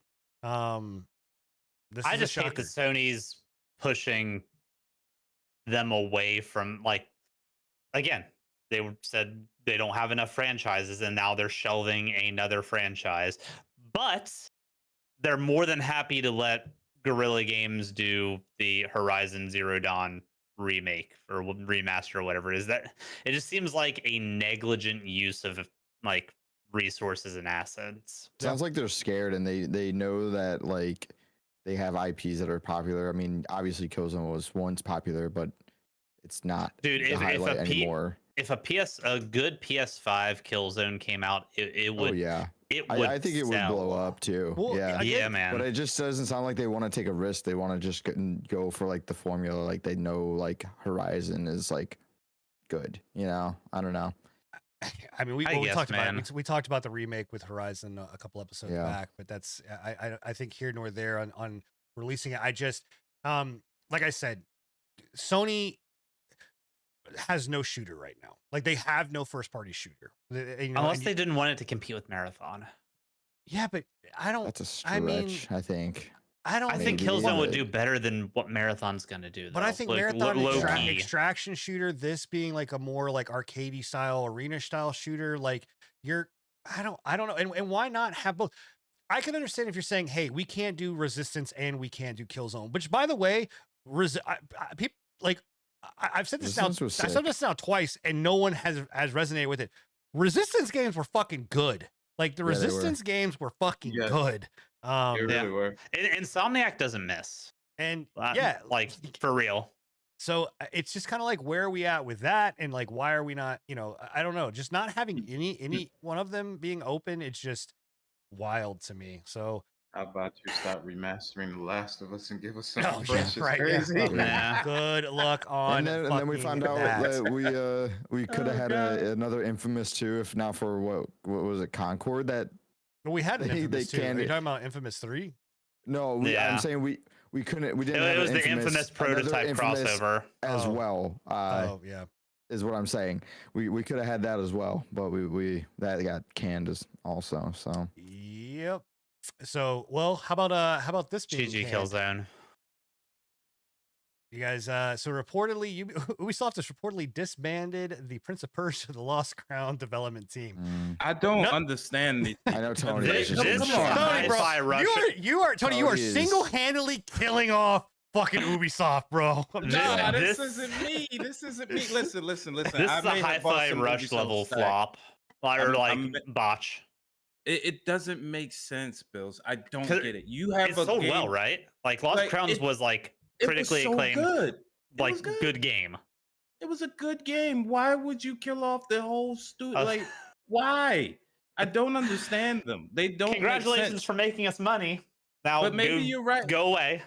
Maybe you're right, Sin. Maybe I am killing them off. And this is the perfect time. I'm not a financial advisor, to get you some Ubisoft stock. It's $2. Jesus, like, I don't understand. We don't give financial advice on this podcast. We cannot be held liable for any decision that you made. Just wanted to make sure that you know that. What he said.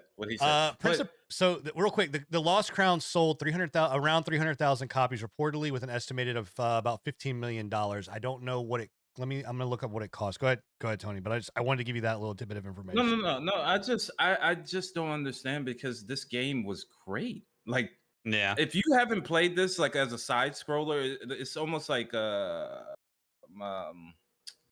wouldn't compare it to Hollow Knight, but that's the thing. It's got more of the speed of, like, Dead Cells, in my opinion. Right. But fully, like, story integrated. It was so good, man. Like, at least that was my opinion. Like, I actually really liked this game, and the only reason I gave it a shot was because I've been waiting for at least something Prince of Persia. Same. So I was just like, you know what? Let me give it a try. And yeah, I was just like, I'm not gonna go into this with any high hopes because it's Ubisoft. yeah. But And you knew it wasn't going to be like the original Prince of Persia trilogy, right, of course, it was a different prince, a different characters, but it was good. Yeah, it wasn't like. Did you ever play the Prince of Persia where he's like a light warrior? Like he has yes, that. and he has the claw, and he's with the girl, and they It's do so that was so bad. good, so good. I didn't like it at all. No, you didn't like it. I love that game. No. That game was good to me. I actually liked it. It was different, but it was different, and maybe if I went back to play it, I would enjoy it. But I just coming from the original trilogy, I just didn't like that it was more like 1v1 based. I liked the more mob style fighting. Every Prince of Persia has been different from what I've been seeing. There's no confirmed, but the estimated cost, right, that people are kind of, hamstringing, putting together, kind of using, the wisdom of the internet, is that the game costs, which I don't know if this, this seems, it's 200 million. That seems really high. That seems really high. Really high. So if it did cost 200 million and only grossed 15 million, I can understand it. I can see why, that's but that's I don't think it's but 200 million Concord level. I feel like 200 million is way too high. So I'm not 100% accurate on that. Here's what I will say though, right? I think chat's mentioning it, and I think it's a good comment, but I also think this is a bigger problem. Is that Ubisoft did nothing to promote this game enough. I don't like they had a Hi-Fi Rush all over again. Yeah, like they had a couple little flashes of it. You saw it like at their Uplay event, I think at like E3 or whatever fucking Gamescom, whatever fucking show they went to and showed it. But it was like literally just a little bit, and then boom, it was out. But then they also have that roguelike one, which is on Epic, that they promoted. We still haven't seen anything on that. But like this game launched, and it's sitting at like 9 out of 10 fucking on Steam. Like it's got high reviews. It's wild, very positive, like, all of the things, but we saw no marketing, no push, no nothing, no love. And then it shuts down. And then on top of that, I'm not seeing any of it, but has anybody seen any backlash from this? Like, where is the fucking uproar from the fan base of being like, yo, what the fuck, y'all? Like, we. And again, I'm not trying to give Microsoft a pass. I'm just saying, hold the same torch for everybody at the same level, because we 100%. chastise the shit out of Microsoft, and Tony is single-handedly destroying Ubisoft. But like, where's the rest of the people to go and say, hey, Ubisoft, what the fuck are you doing? Like, and chastising just like you would Microsoft.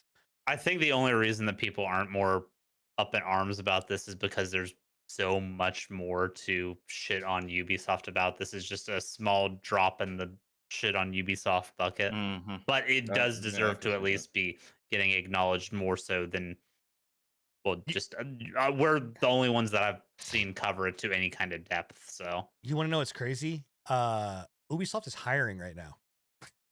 Like, of course they have open fucking positions. After dropping a whole team. Yep. So just want to let everybody know that one is that they are hiring right now as well, which is fucking crazy. So that just screams Ubisoft, honestly. Yeah, I don't know, man. This is sad. It's unfortunate. This is why I think I have gone now to the camp that I don't want Ubisoft to be bought. I want Ubisoft to be completely all of their dissolve IPs and sell off the IPs. Yep. And let them go to where they need to go to be able to get made and be done, right? Prince of Persia deserves to have a way better movie than Jake Gyllenhaal being in it, and fucking so many more games and IPs being created around it. So if Prince of Persia got sold off, who would you want to have it? CD Projekt Red. What the fuck? That's my opinion. I don't see CD Projekt Red, but sure. I was gonna say like the guys over at Twin Motion Studios that do Slay the Spire. Like, I think they could do a fucking phenomenal job with Prince of Persia. So I think they could. I think CD could do an open world Prince of Persia, not open world, but just more open based. You know what I'm saying? Like they. Yeah, I don't want Keanu, I don't want Keanu Reeves in my Prince of Persia, man. I think you give it to From Software. What the fuck? Really? Not from a Souls-like Prince of Persia. I was kind Actually, of joking, it would probably go maybe... more of the Sekiro route. Yeah, I was gonna say maybe there's something there. It was a joke at first, but that might be. You know what? Let's give it to turn 10 and turn it into a racing fucking game. Let's do it. Let's just do that. Let's get Prince of Persia kart. Yeah, Jesus Christ. All right. Oh, jeez. Well, that was Prince of Persia obviously going the way of Hi-Fi Rush and a lot of other games, but we talked about this last week. And what about how would you guys feel if the day before didn't necessarily come back, but they started a brand new game? Like what if Fan fucking Fantastic decided to say, hey, you know what? We're gonna start a new game. And that is exactly what they're doing. They the day before studio simultaneously scrapped the failed Kickstarter for the day before to get that back up and running, and are now announcing a brand new game. And any news on what this new scam is supposed to be? Is it another open world extraction shooter? It was another prop hunt. It is supposed to be a physics-based multiplayer co-op escape game. Okay. Physics-based. So they already had a prop hunt called like Portal Night. Right. I don't know if that is exactly. I don't think they mean quite like Portal. I think it's supposed to be like their other game, Prop Night, but more. So it's called Escape Factory. And it said in a post and by the way, we got this from Eurogamer, but in a post shared on social media platform X, people that call, can I stop for a second? People that call fucking X and don't Twitter. call it Twitter, you're fucking cringe as shit. The studio said the project had not generated enough interest and was unlikely to reach the goal. Fantastic has decided to postpone. Okay, so they're postponing work on Escape Factory and cancel the Kickstarter, but they are working on something else. So they actually, the game that they canceled was the Kickstarter for that, and they are working on something else. So, oh boy, they're saying that a new do they Kickstarter, refund the money from the Kickstarter? Of course, fucking not. Fucking highly doubt it. But actually, I don't know. There may be laws that stop that from happening. I think they have to if they don't follow through. Yeah. There's certain things about that, but I don't know, man. There's been games in the past that haven't though. Anybody that fucking trusts this studio, you deserve to get your money taken. I'm just saying it. Like you deserve to have your money bamboozled out of your wallet. Bamboozled. No, I agree with that completely. If you are so blind to see that this shit is a scam, there are still people to this day that defend the day before and say that it could have been a good game if given a chance, or like they claim that they genuinely enjoyed it.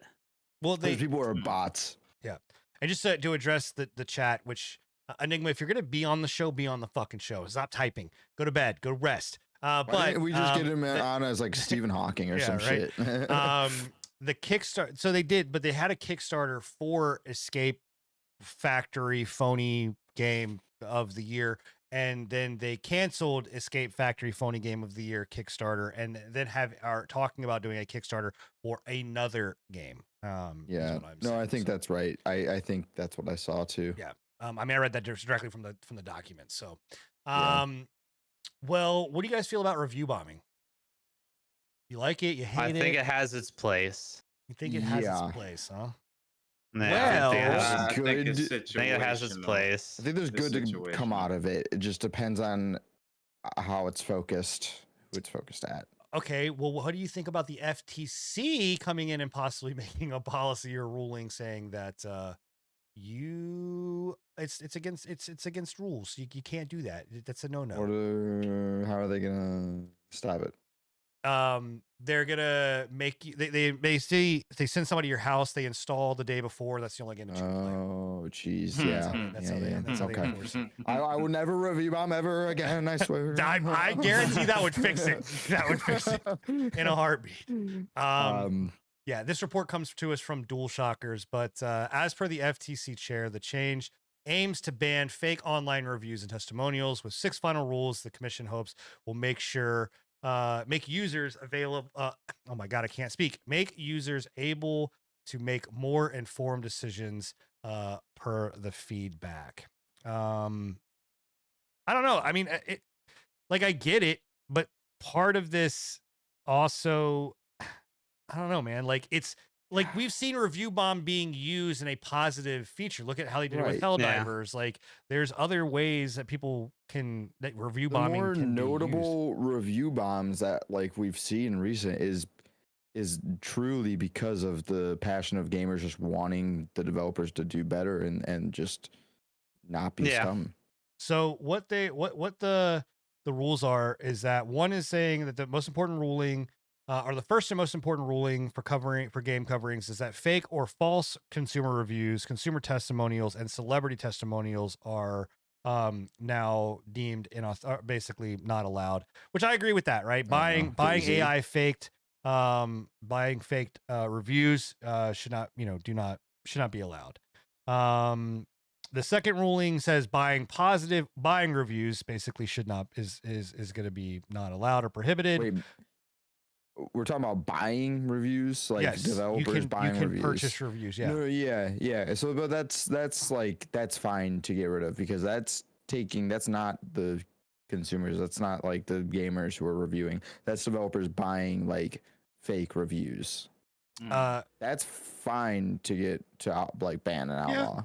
Sure.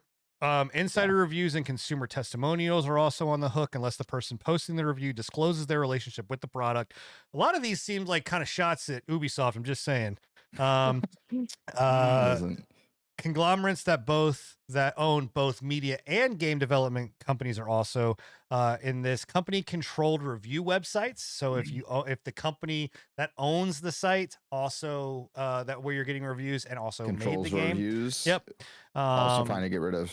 Yep, it was. If it was not obvious, review suppression via intimidation is now prohibited. So I guess you can't send anybody to someone's door and give them a kneecapping. This includes the day before on their computer. Yep, this includes legal and physical threats or accusations against someone. Bro, who is fucking threatening somebody for their reviews? Jesus Christ. And then last but not least, the misuse of fake social media indicators is now prohibited, including both buying and selling followers and engagement to boost reviews. So this seems more targeted towards game companies misrepresenting reviews than it is actual consumers doing reviews and stuff. The only thing it really seems like consumer-wise is you have to have purchased the product to be able to launch a review and prove that you've purchased the product. Which I think that's fair. Yeah, that's definitely company wise, fuck them. As far as consumers go, I don't know.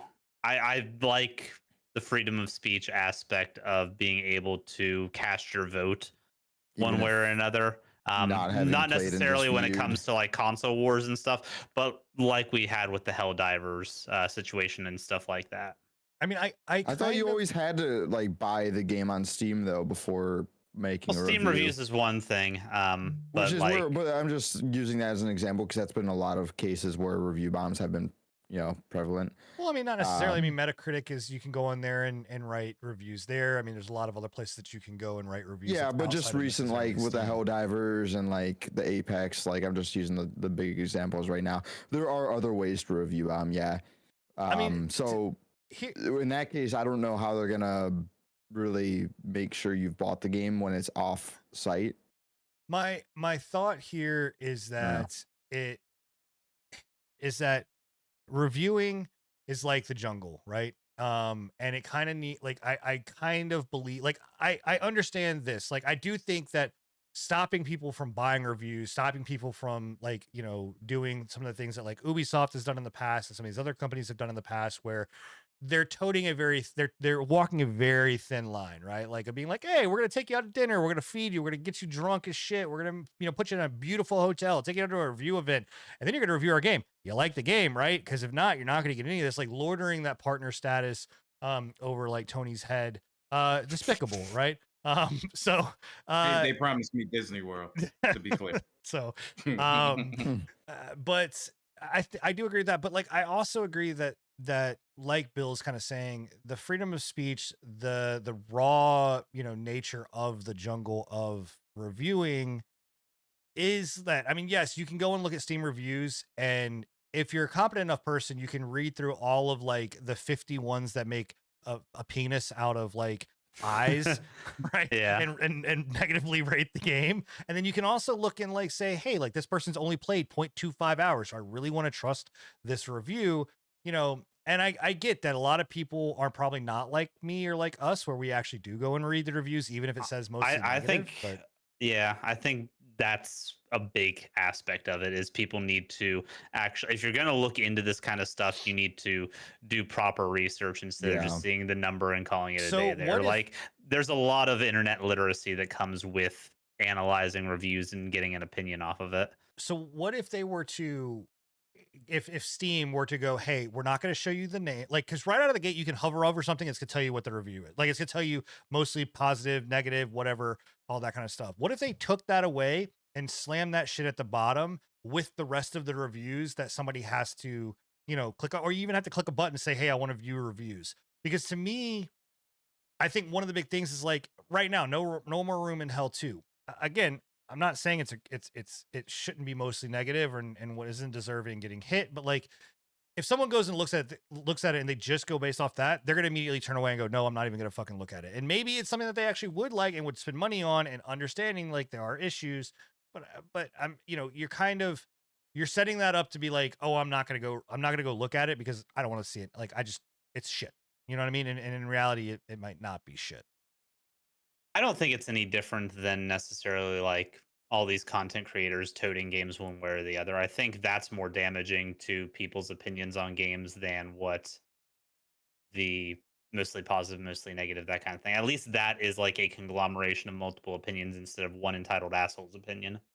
I agree with what he's saying, because influencers have a little bit more weight than comments in the Steam section.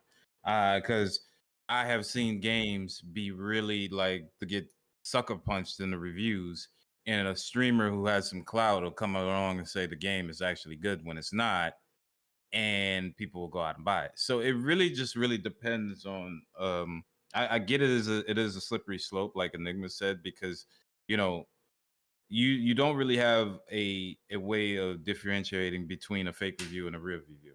So companies can basically say, oh, okay, this is a bad review, and then bombing all the fake reviews. Like it, you damned if you do, damned if you don't with this. To me, personally, I think they just need the pre-patch podcast to review like all the games. There we go. That should just. we give the honest take. For sure. Yeah, there you go. I mean, we did a review earlier in the stream, and a lot of you guys. Yeah. So, we have all the Ubisoft games to Tony. He has to play all of them. Speaking of Ubisoft, good old IGN. Okay. So Assassin's Creed. Can we stop this? I can't. There we go. Jesus Christ. Not even that. I was just like, Assassin's Creed Shadows Collector's Edition price has dropped $50 amid the canceled season pass and early access. Ooh. Who on the show predicted that the game was not coming out? Because somebody, me. Okay, Tony, me. Yeah. Anybody else? No.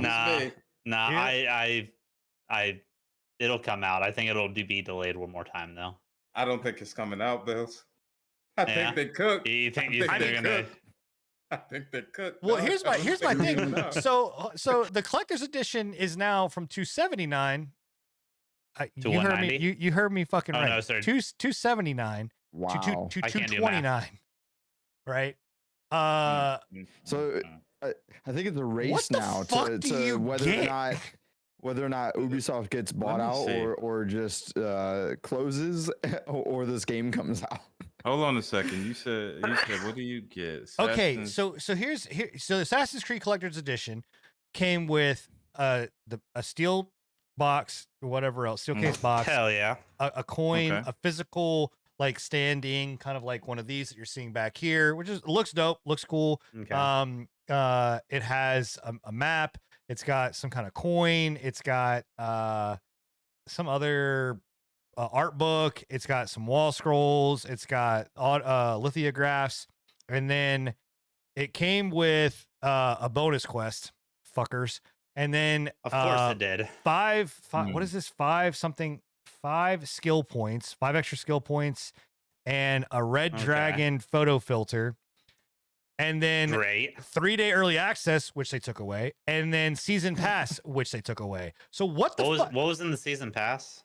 All the extra content, I guess. I don't know. They didn't. Right. They didn't. But it got scrapped. They took that out. So now you don't. It makes me wonder if they're not going to be investing in the game in post. They're just going to drop it and leave it. If the season pass is being pulled out of the collector's edition, if they've scrapped all plans, they are of trying future content. What he said, Bills is 100% correct. So what I thought was the same process. If they do, Bill, if they do come out with the game, they're gonna let you play it, but it's a money grab to make money to compensate for all of these lawsuits and this bullshit that they're going through. As long as they can make the bottom dollar in the money, they're not caring about the season pass or any longevity of the game. They just want your money.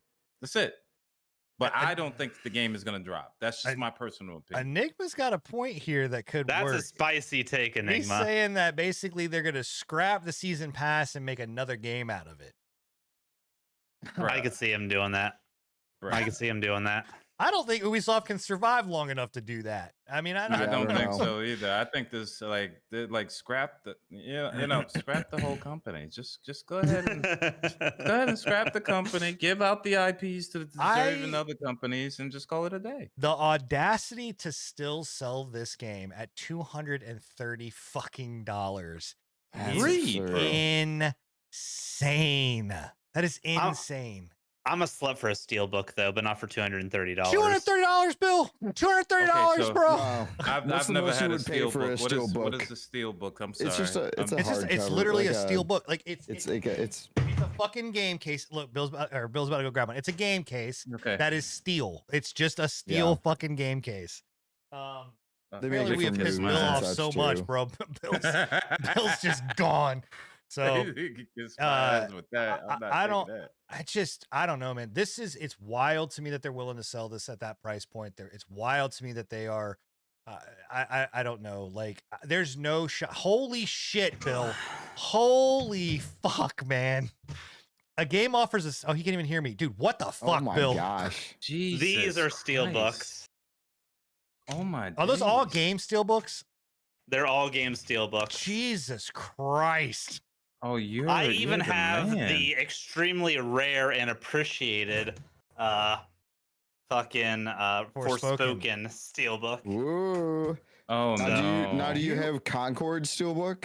I wish, man. I wish. Can you imagine how much that thing would be valued? You are a hoe bag for fucking steel, bitch. Jesus Christ. So you have Funkos on your back wall? I have steelbooks. That's my thing. Yeah, that's I'm my happy thing. for you. But I ain't spending $230 on a goddamn Funko. That's now we see why Bill is so passionate about physical copies. Yeah. For real, man. A lot invested. Well done, Bill. Respect. God, that is dope. Respect. Thank you. Nothing like that before. All right, well let's move on as we're getting to the end of the show. We got a couple other articles we're going to talk about here, but I know that Enigma is sick, but Tony is not, and he is a fellow Monster Hunter. I can't wait. Extraordinaire. He's fiending for it. But Monster Hunter, this again comes from IGN, but Monster Hunter Wilds showcase reveal trailer, an open beta coming to PS5, Xbox Series X and S, and PC next week. Open beta. This was a big fucking surprise. This was a big surprise, and I'm so excited. Yes, let's go. Yeah, so it looks like the open beta is happening on October 28th and 30th for the PS5. Starting at 8 p.m. Or 7:59 p.m. on the. Okay, all right. Let's just fucking be confusing. And then the PS5, Xbox X, and Steam, or Xbox Series X and S, will get it on the 31st, and through Sunday. So either get the PlayStation 5 gets an extra one. They get it 28th through the 30th, and then they get it again on the 31st through the So basically, if you're PS5, you get it from the 28th to the fucking 3rd. God, Yeah. Why do they? I don't know why they big- made that so boy. Yeah. Oh, nice. They I also have hate the crossplay on too. So I that's hate nice. the PS5 exclusive early access. I really do. I know you Yeah. hate it, but I'm kind of loving it. I'm not gonna PS5. You know, I'm not gonna say no, but just a little bit. I'm happy about it. I have come to find that when they have open betas for consoles, they're a little bit more stable than the PC, just a little bit, depending on the game. I'm kind of happy for this. Well, very happy for this. I'm so excited for Monster Hunter Wilds. I just hope it is everything that what you didn't get in Worlds, I hope you get in Wilds.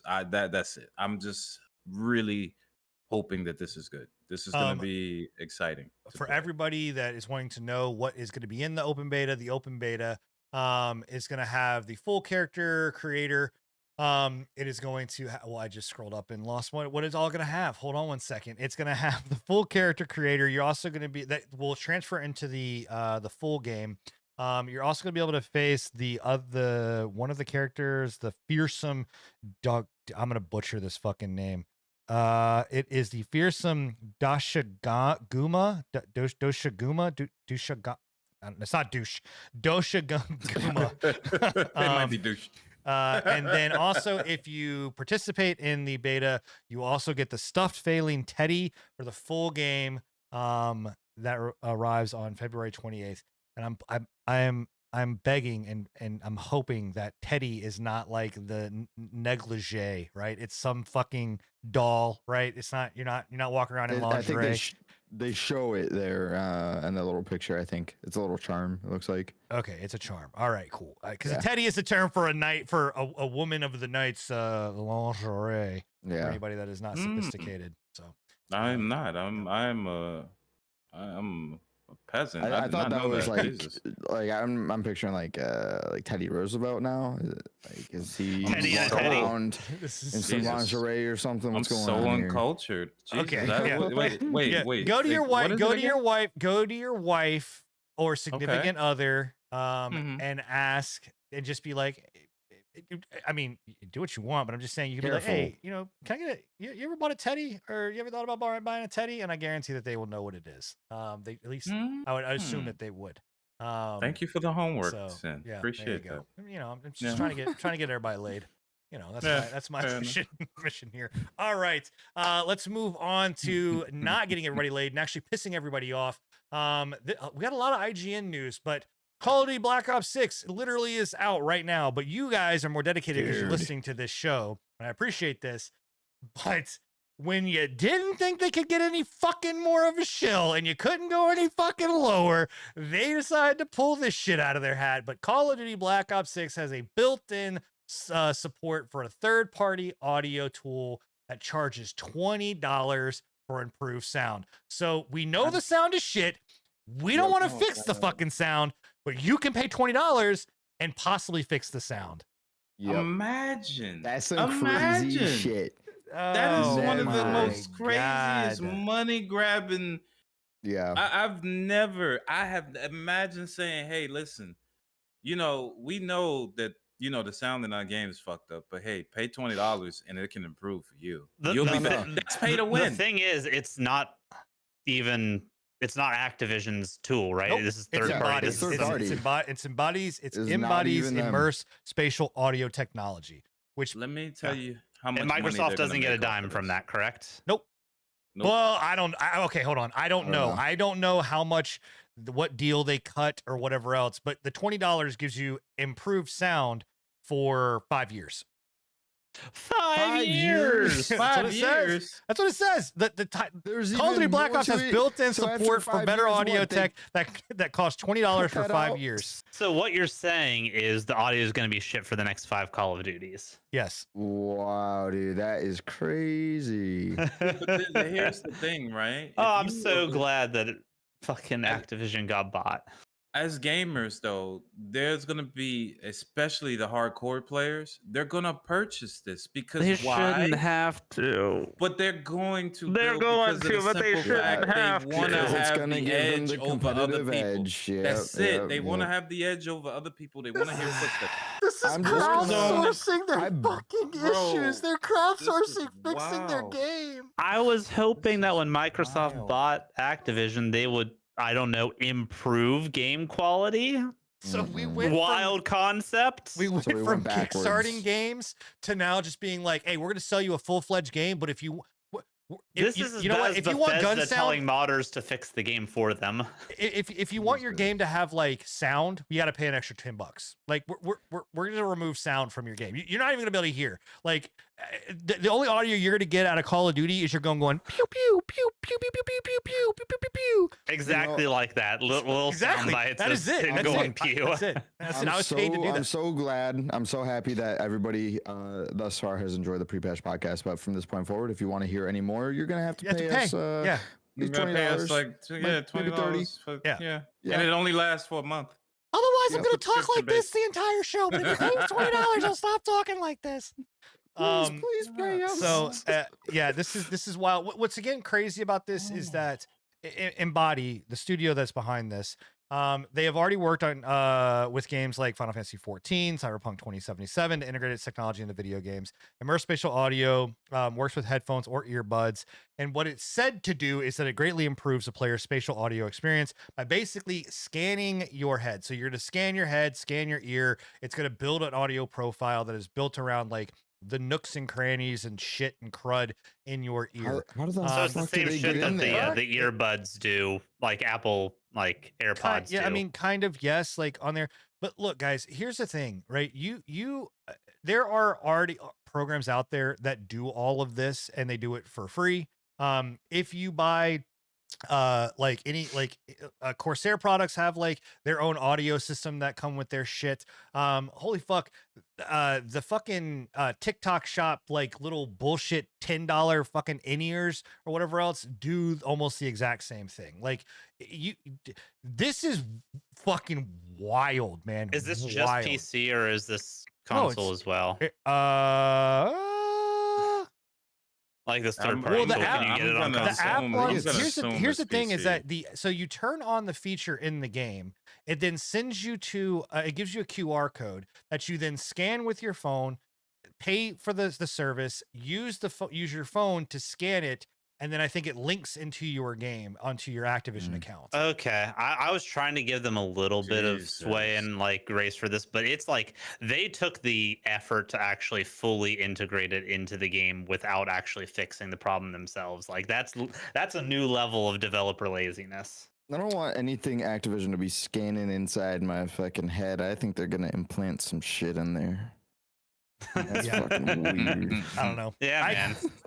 I'm just happy to say that I did not buy and will not buy Black Ops 6. I own Black Ops 6. You know what they're but I did doing? not buy. They're scanning heads and faces for 3D model rendering for future Oh, that's games. Exactly. that's the next thing. You're like, oh, you want your Exactly. character to have a face? It's $5, but you only get the face for 30 minutes. If you want it for the full hour, it's 20. So this Yeah. This is crazy. There's Can you stealing imagine faces for losing to game. someone in this game, and then all of a sudden you just be like, "Oh, well, he purchased the $20 sound third party tool. That's probably why I lost to him." Like the fuck, man. This isn't. 100% pay to win big time. Bro, Bro, the that is pay to last- win because in Warzone, everybody is listening for footsteps. This Yeah. is what this game has become: listening for a person coming from around the corner, up top in a building. This isn't right, man. It's I literally becoming don't. more and more pay to win by like each COD release. Bro, that is Yep. crazy. And they're gonna make a Well- fuck ton of money. Yes, they Yeah. are. A fuck Yeah. ton of money. And everybody's gonna bitch about it, and they're still gonna And fucking everyone's buy gonna it. still gonna buy it. Yep. And in Yeah. reference to the comment in chat, I would almost rather it be like there be paid exclusive content and not have this stuff because this affects every single aspect of multiplayer. Like you can't just like, there's no way to have online multiplayer integrity with a system like this in play. It ruins the online experience almost. So just having this exist. Like, there's already been like just some want- of that with hardware, like different air headphones and like that stuff, but this is like a whole nother level.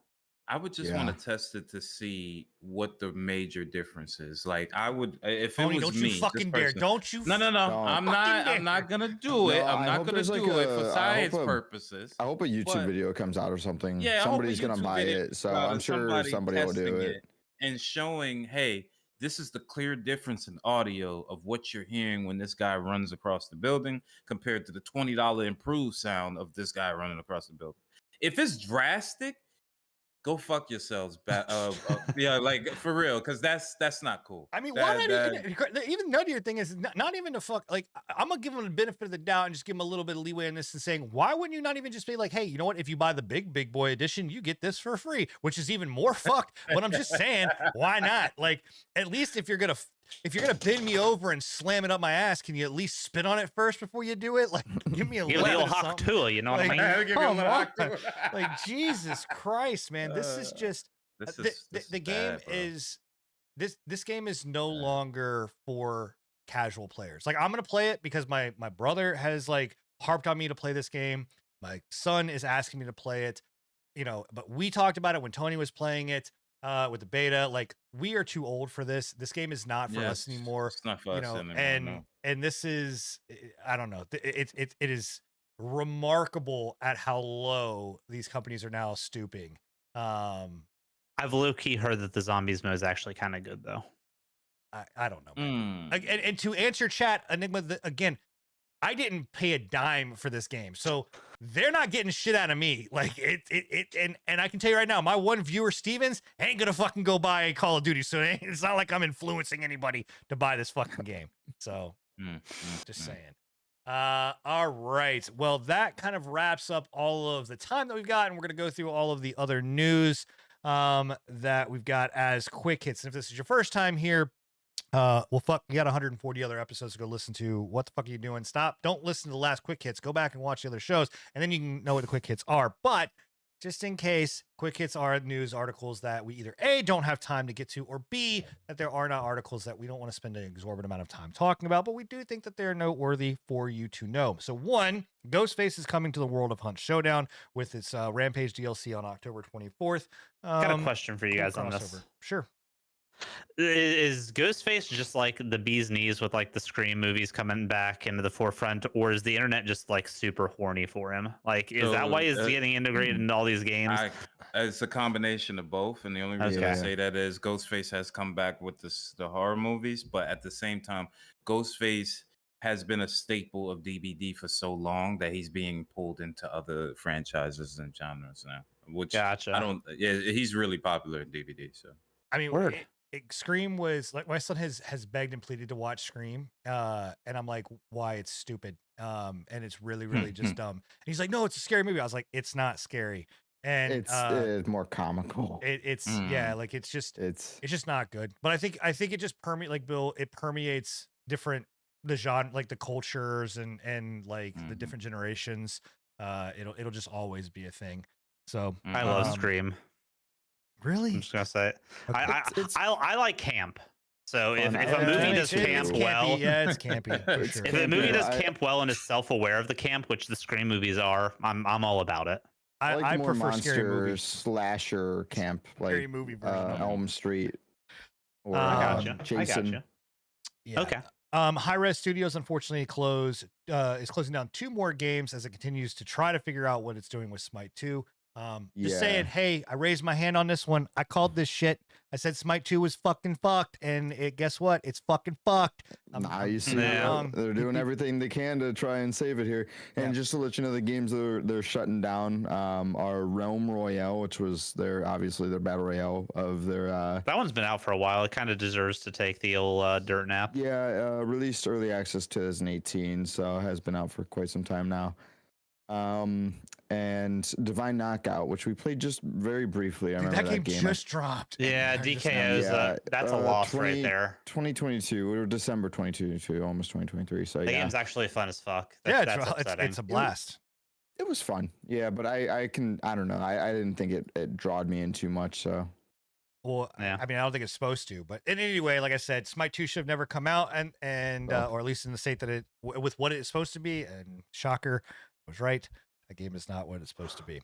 Fallout 76 is getting a major update. It's going to be a more traditional style MMO, MMO style dungeon. It's Hell adding yeah. a traditional style. So it's got dungeons now. It means it's a real MMO. 100%. Yeah, it's a There you real go. MMO. Now it's an MMO. Yep. Speaking of which, Pearl Abyss, the developers behind Black Desert Online and Crimson Desert, are refusing time PS5 exclusivity after determining that it would be higher profits by self-publishing. So that's cool. Netflix reportedly shuts down a AAA dev studio comprising God of War, Overwatch, Halo, and Gears devs. I don't know, man. I think Netflix doesn't know what they want to do. I think with the games, and I don't think that they understand. Have you guys how to tried get these any of the markets. games that are on Netflix right now? Are you talking about like your haven't choose all. your own adventure shit? No, they've got like actual arcade games and stuff on They there. got like, arcade games on I know they had Netflix. like a Stranger Things one, and that was all Yeah. I ever saw. I Yeah. go they're not bad. I go They're there to actually watch pretty my good. What they are. Menendez documentaries. That's what I go there dropped for. Netflix after all their. I go to there to fucking watch Dawn to price Dawn, and hikes. that's about it. And waiting for Arcane season 2. Or Great Same. British Bake Off. I go there for that because fuck, man, I love the Great British Bake Off. White Fair people, enough. right? All right. Wait, what? I'm sorry. I just what? What? Denuvo is sick and tired of the toxicity because they say that gamers hate it because it works. That is comical. We will actually funny. save that for when Enigma gets on because I know that he is going to have some comments about that one. Sounds good. We've got Squadron 42's new 2026 Squadron 42's new 2026 launch date misses its original target by 11 years. Okay. And that is the first person game for Star Citizen, right? Or first person thing for Star Citizen, if I'm not mistaken. Update 4.1 for Warhammer 40K Space Marine 2 will roll back the controversy balance changes. And For Honor is getting a Destiny collab. That's a Weird collab. That is Weird a collab. Weird collab. Dude, Very Destiny I is saw that. grabbing I'm like, at what? anything.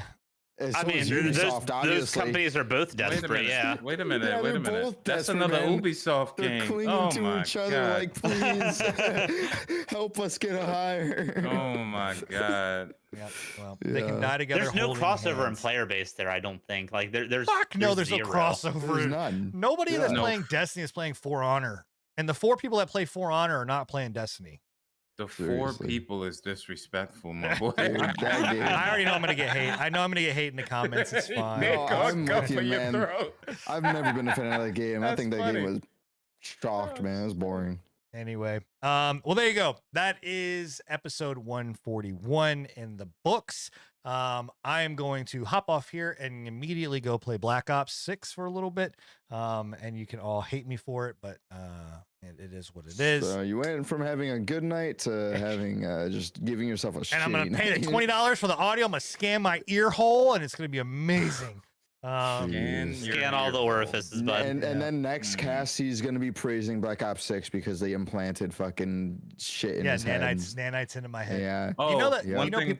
people are gonna be scanning other other body parts for this. One thing I wanted to bring up for anybody that was wondering about the Monster Hunter beta, you do not need to pre-order to play the beta. Lovely.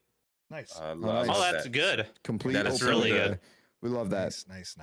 Awesome. Well, let's go around the crew here. Shout out where you guys can get our content. And call it a wraps. We'll go ahead and start with, well, I'm going to go based off of who's above me on the show. So Scruffy, where can everybody get your content at? And That's right. He knows who's above him. Yeah. Damn. we can just take care of that real quick and go ahead and shut him up. Go ahead, Scruffy. Am I back? Okay, cool. you're Yeah, back. no, not got too much going on. But I actually do plan to play some spooky games here shortly. Probably next week, this coming week here. And you can catch me on Twitch and YouTube at Agent Scruffy. That's pretty much it. I'm gonna be gone this weekend, so I'll see you all next week. Nice. All right, it's Tony. Where can everybody catch your content at? You can catch my content at Hey Tony, Hey with 5 Ys on Twitch. Stream there. I'm taking a slight break right now due to work, but I will be back and we'll be rearing to go. Probably be playing, of course, some Monster Hunter Wild. So yeah, be there for that. And he's gonna be cheating on you with Metaphor Refantasio chat. Yeah, you guys will never see that. I'm sorry. That's the real reason. He says work. That motherfucker's playing Metaphor and just doesn't know how to turn the goddamn live button on. I'm just saying. I am working. So all right, Bill, how about yourself? Where can everybody catch your content at? Yeah, I will be playing more Vampire and getting into some more Souls-like content. I've got some videos that need to be coming out that have been sitting for way too long. You can find me on YouTube, Billy_the_Squeed. There we go. And finally, myself, I am Sinan, and obviously you can catch me on Twitch and YouTube. But my one viewer that's always here, you already know where to catch me, so I really don't have to go through all this. But I will be finishing out the Silent Hill. We're on the last stretch of that. And then obviously be showcasing a little bit of No Room in Hell 2. Yeah, I don't think there's anything else really coming down for the year that I'm like super excited for, but we've got some other games. I'm dabbling. I'm getting that survival itch, so I'm gonna dive into Scum for 20 minutes, realize that I hate my fucking decision that I made, and yeah, I don't know why you're doing that game. But it's gonna happen. But you never last. Yeah, I know it's gonna happen. And maybe I will boot up fucking Metaphor Refantasio. But I also got to finish out Black Myth Wukong. I still owe that as well, so we'll be finishing that. And all of our links are down below, by the way, if you don't want to punch them in. There you go. So, but for everybody on the show, Enigma, who is resting in bed, we are the Pre-Patch Podcast. Thank you guys so much for being here. We hope you enjoyed the live show. And if you're listening to us on post, come and join the live show. We do this every Thursday at 10:30 p.m. Eastern, right here on Twitch and YouTube. You guys are all beautiful. Have an amazing fucking Halloween. Stay safe. Eat all the junk food that you want. Except for Snickers because they're trash. All right, we'll be back later. Bye. Bye. Later. Installation.